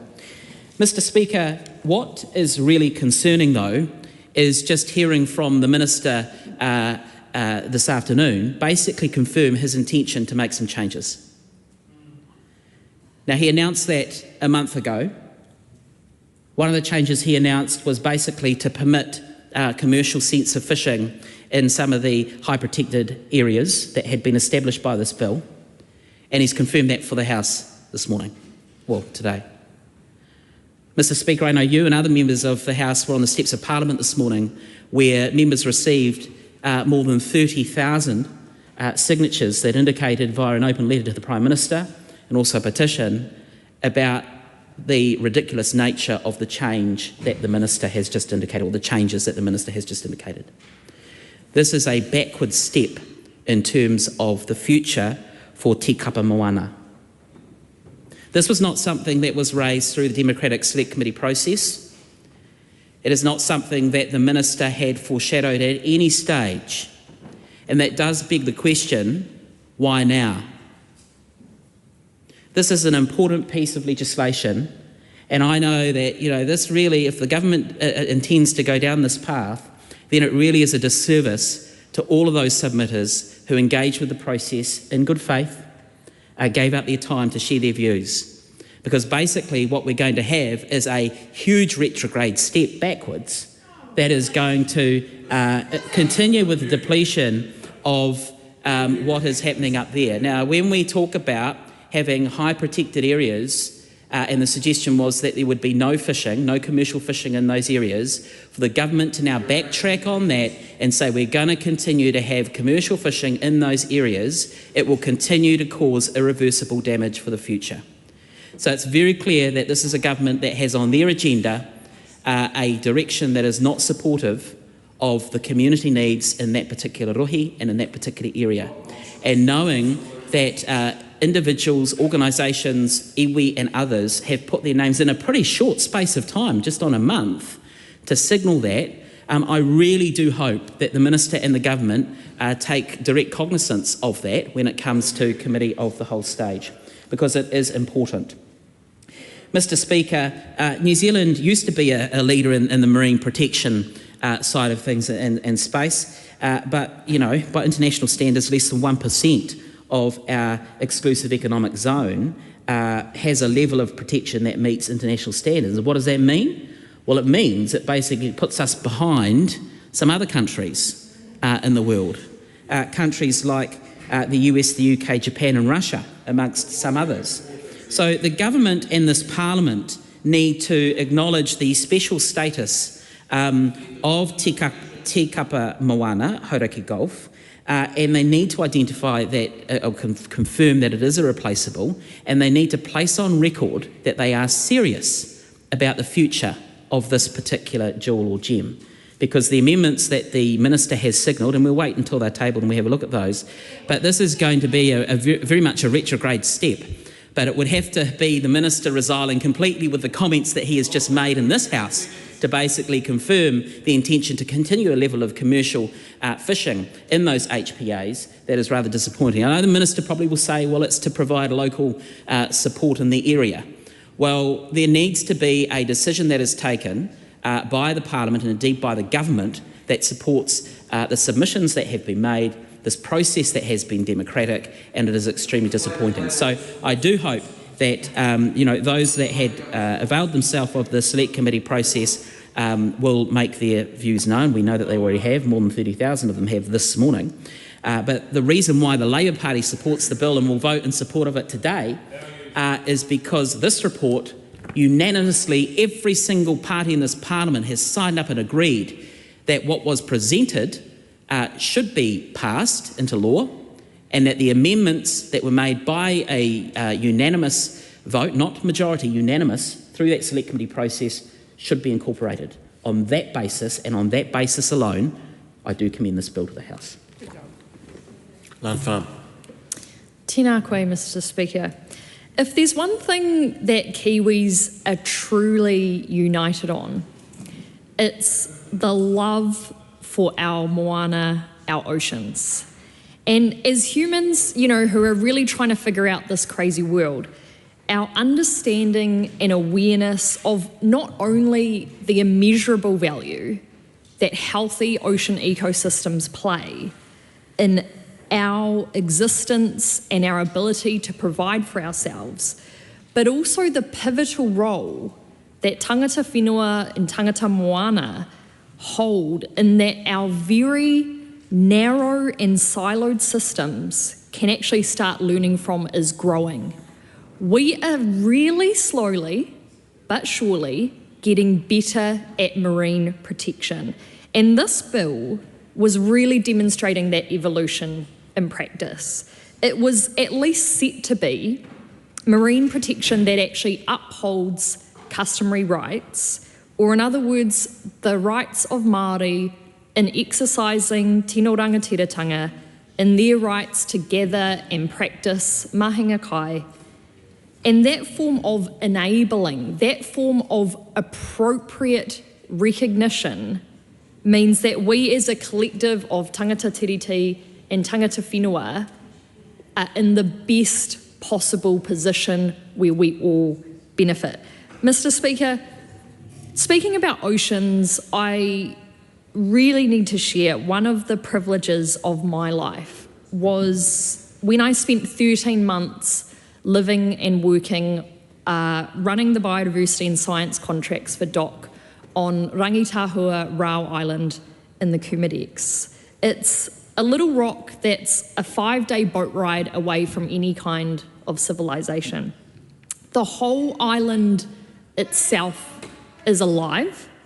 It's an active volcano full of bird and plant life and surrounded by teeming ocean life. There's dolphins, there's groper, there's humpback whales, there's turtles, and in that time, I got a snapshot of what a semi-intact marine ecosystem looked like and felt like. And when anyone experiences that kind of marine life, you can't help be reminded not only of how much we have lost closer to home in places like Te Kapa Moana, but how much we have to gain if we actually create the right settings to allow these ecosystems to restore and recover. And when I heard the stories of people's experiences and memories of what Te Kapa Moana was, I was reminded of that experience and how important it is that we actually hold on to that connection and that experience for our kids and for those who come after us. Mr. Speaker, it was a real pleasure to be part of the Select Committee process on this bill, and particularly because we inherited something that had already been through so much community consultation, deliberation and development. You know, this bill really has been over a decade of collaborative work between tangata whenua, environmental groups, industry, commercial and recreational fishers, and others involved in this sea change process that began way back in 2013. And I really want to acknowledge every single person, every single group, every entity who has been part of that process along the way and has resulted in where the Select Committee got to with this bill in the face of such serious ecological challenges. And I'm sure my Select Committee colleagues across the House will agree with me that we really were conscious of that. We were very respectful of the part that we had to play, which was essentially at the end of such a long process with so many people being involved. And ultimately that resulted in, you know, what my colleagues have already referred to, in this unanimous decision to report the bill back to Parliament with so few substantial changes. So, Mr. Speaker, like my colleague Tangi Utikere, it was then so hugely disappointing to hear the government's announcement of this intention, of this amendment to actually allow commercial fishing in these high protection areas. And I really want to amplify and share the outcry we've heard from individuals, from groups, from hapu connected to Te Kapa Moana who do not want to see this amendment enabled.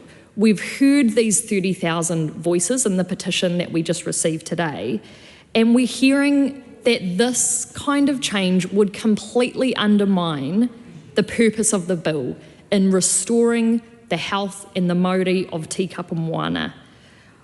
Government parties should know that it's not too late to reverse this, to actually uphold the integrity of the process. And, you know, if this bill actually did pass through unscathed by this, you know, last-minute amendment, this would be a really happy moment for the government, and particularly for the National Party, because the Sea Change Stakeholder Working Group developed the Sea Change Tai Timu Tai Party Hauraki Gulf Marine Spatial Plan under a national-led government in 2017.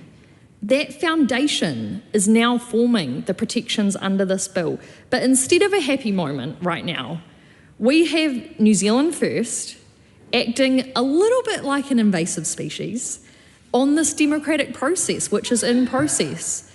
They've somehow managed to override the process and make specific carve-outs for specific companies. This doesn't need to happen, it shouldn't happen, and it was great to hear the Minister say earlier that not only we must take action now, but we want to ensure that the high protection areas and the SPAs actually work. Mr. Speaker, we have this natural wonder here on our doorstep as tikapa moana. It's an essential and traditional source of mahinga kai, and we've heard about the immense economic benefits, you know, the $100 billion of economic value that this has for the tikapa community. This bill is not locking it all up and throwing away the key. The protections proposed in this bill will actually ensure that the Gulf can withstand the environmental impacts that have been documented time after time in the State of the Gulf reports, and they're not news to us. It's climate breakdown, it's sedimentation from misuse of land, and we need to increase the protection with this network of sanctuaries so that marine ecosystems can actually recover. We would only be going from 0.3 protection to 6% of full protection within the Gulf. This enables fishing within the other 94%, which seems very, very reasonable. Mr. Speaker, this bill is not about restricting our access to this incredible taonga. It's about giving the Gulf a chance to recover. And Te Pāti Kakariki would have liked to see it go much further. You know, we would have liked to see particularly bottom trawling banned from the Gulf because of the very clear impacts that it has on the ability for marine ecosystems to recover. And we had really clear information from officials during this process that that would have been a positive thing for the Gulf. But despite that, where we're at now is where fishing, both commercial and recreational, will be possible. What will change is that the Gulf's most vulnerable ecosystems will finally be given some breathing space that they so desperately need to regenerate. And I want to just quote something that we heard outside on the steps of Parliament earlier today from Tangata Moana campaigner Bianca Ranson. She said, "It's time to restore the Māori of the Gulf. The government as a whole, as us here in Parliament, have this opportunity to do something really special. It's not too late to ditch these unnecessary amendments that undermine where the collective community have gotten to this point. And yes, Te Pāti Kakariki are pleased to see this bill pass, and we will be supporting it at this point, but we really want to see serious consideration from the government to enabling and upholding the integrity of the process and the bill." Kia ora. Mr. Speaker. Simon Court. Thank you, Mr. Speaker. I'm proud that the ACT Party is part of a government that is finally taking action to restore the health and vitality and abundance of the Hauraki Gulf.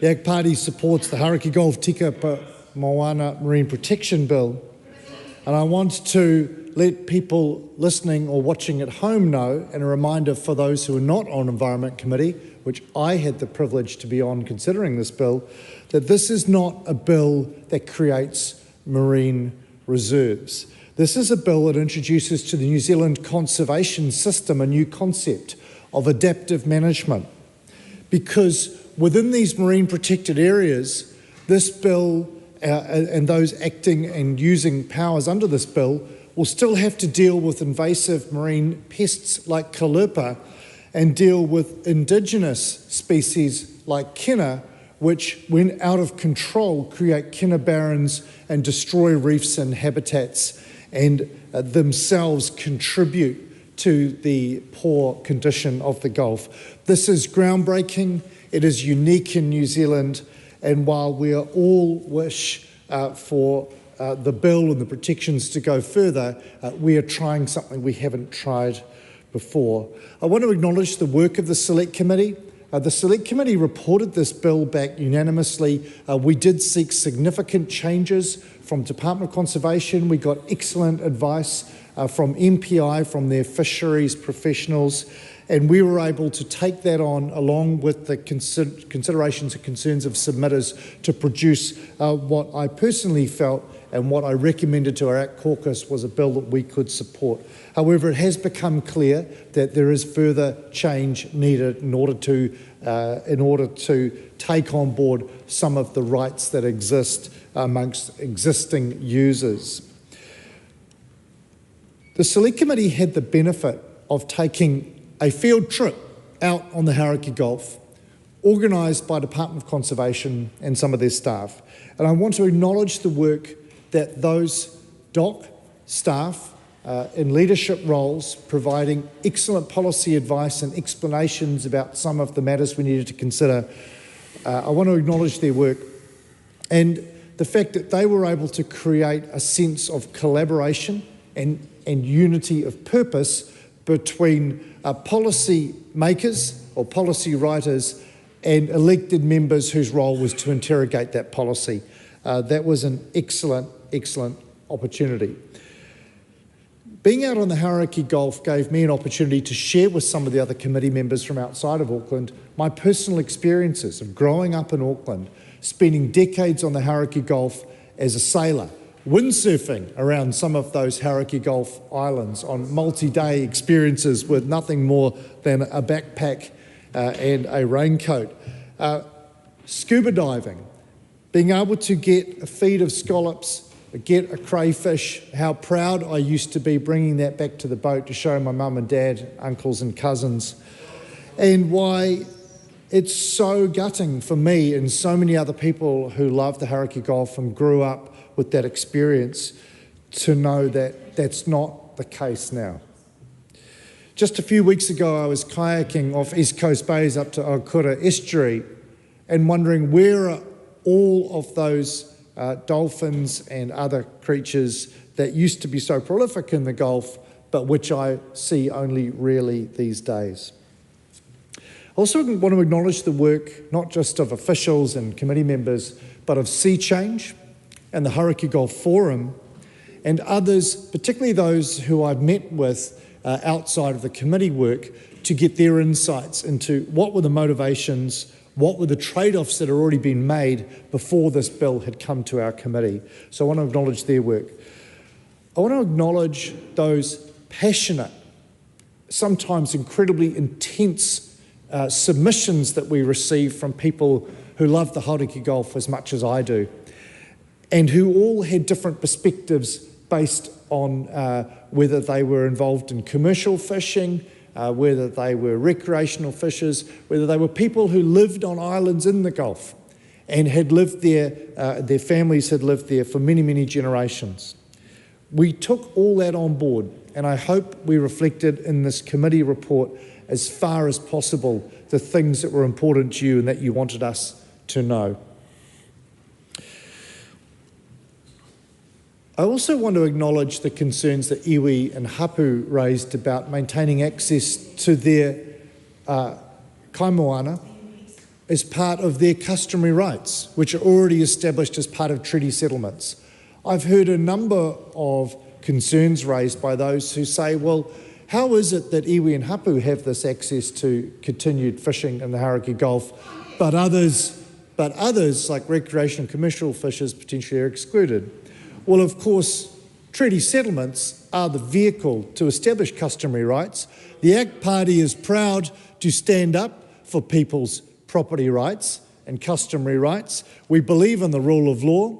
We also heard from Department of Conservation that there are sufficient protections in the legislation that's proposed so that environmental baselines will need to be established before a customary take can be any more than a mana enhancing exercise rather than something substantial. So that was very, very important that we reflected that in our report back, and I hope that many people concerned about what they perceive as a risk of customary take will have their concerns allayed once they get to know more about the protections for biodiversity that are in place that must be balanced against the opportunities for customary take.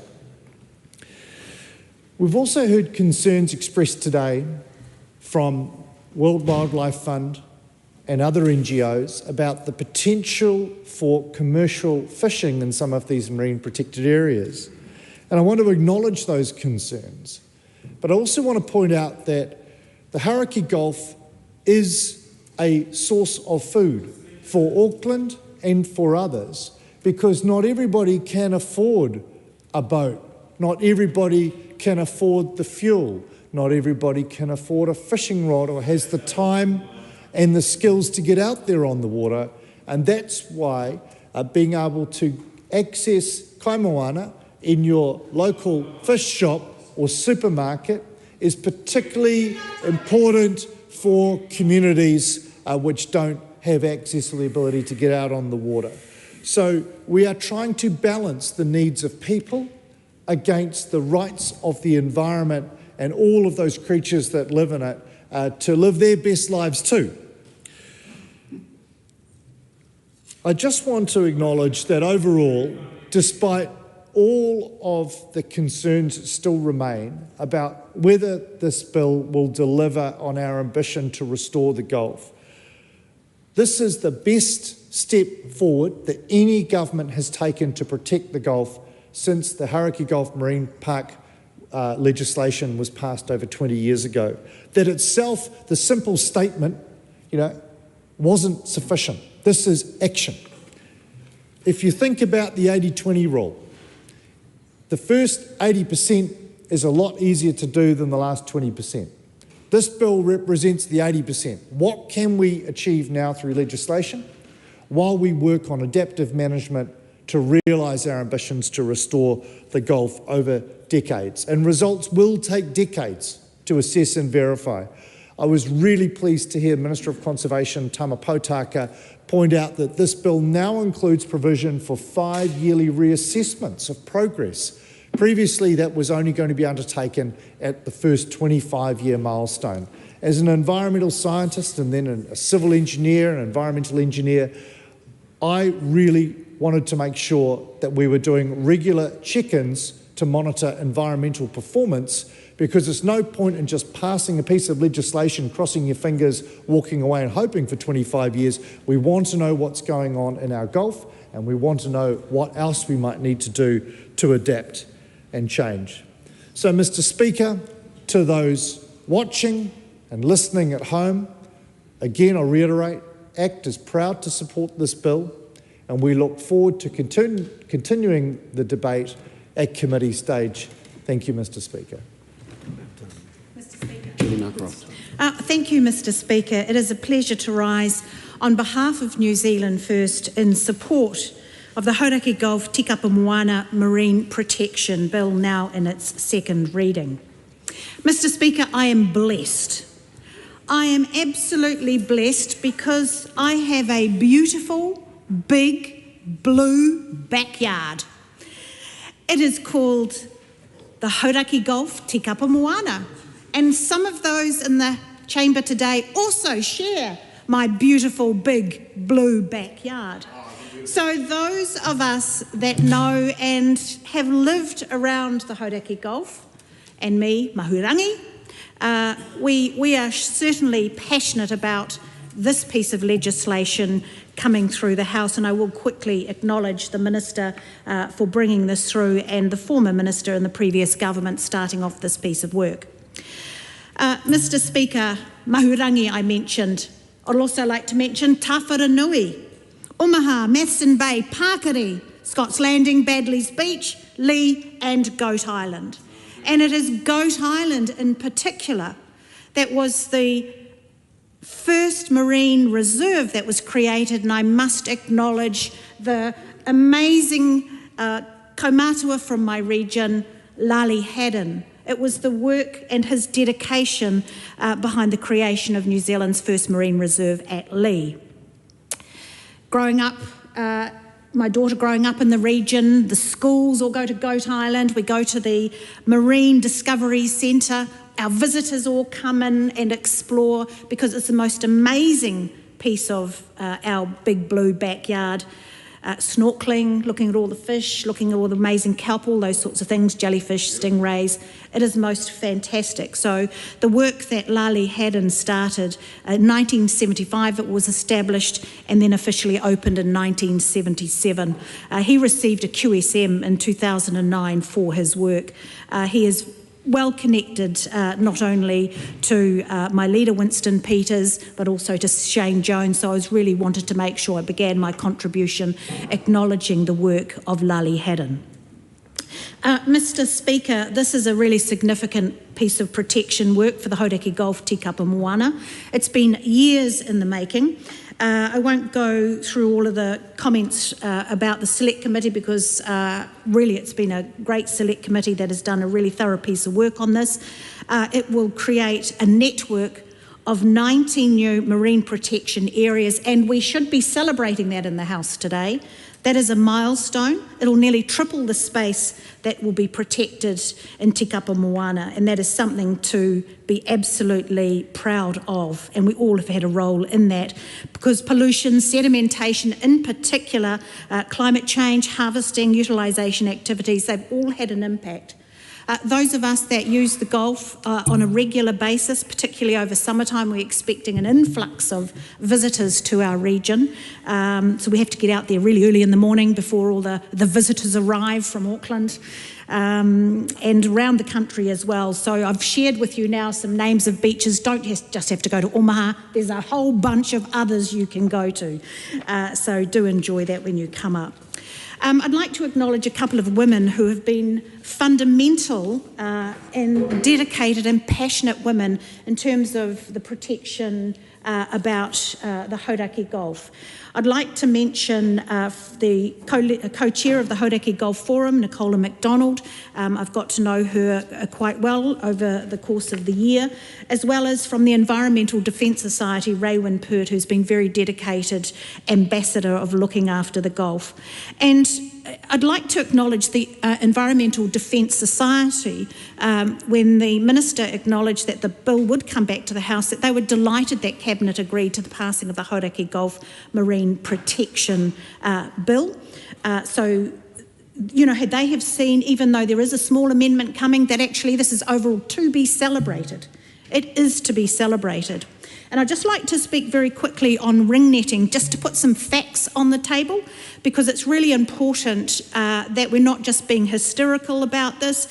It's a small reason to ensure that affordable, nutritious protein can continue to be supplied to local communities. Now, ringnet fishing happens only in the winter on the East Coast because the fish aren't there in the summertime. It's fished at night, and there is only 5 fishers who will go out and fish through a very short period of time over a few months over winter only, and they're in tiny little 6-metre boats. So it's not trawling. It's not the big commercial fishing.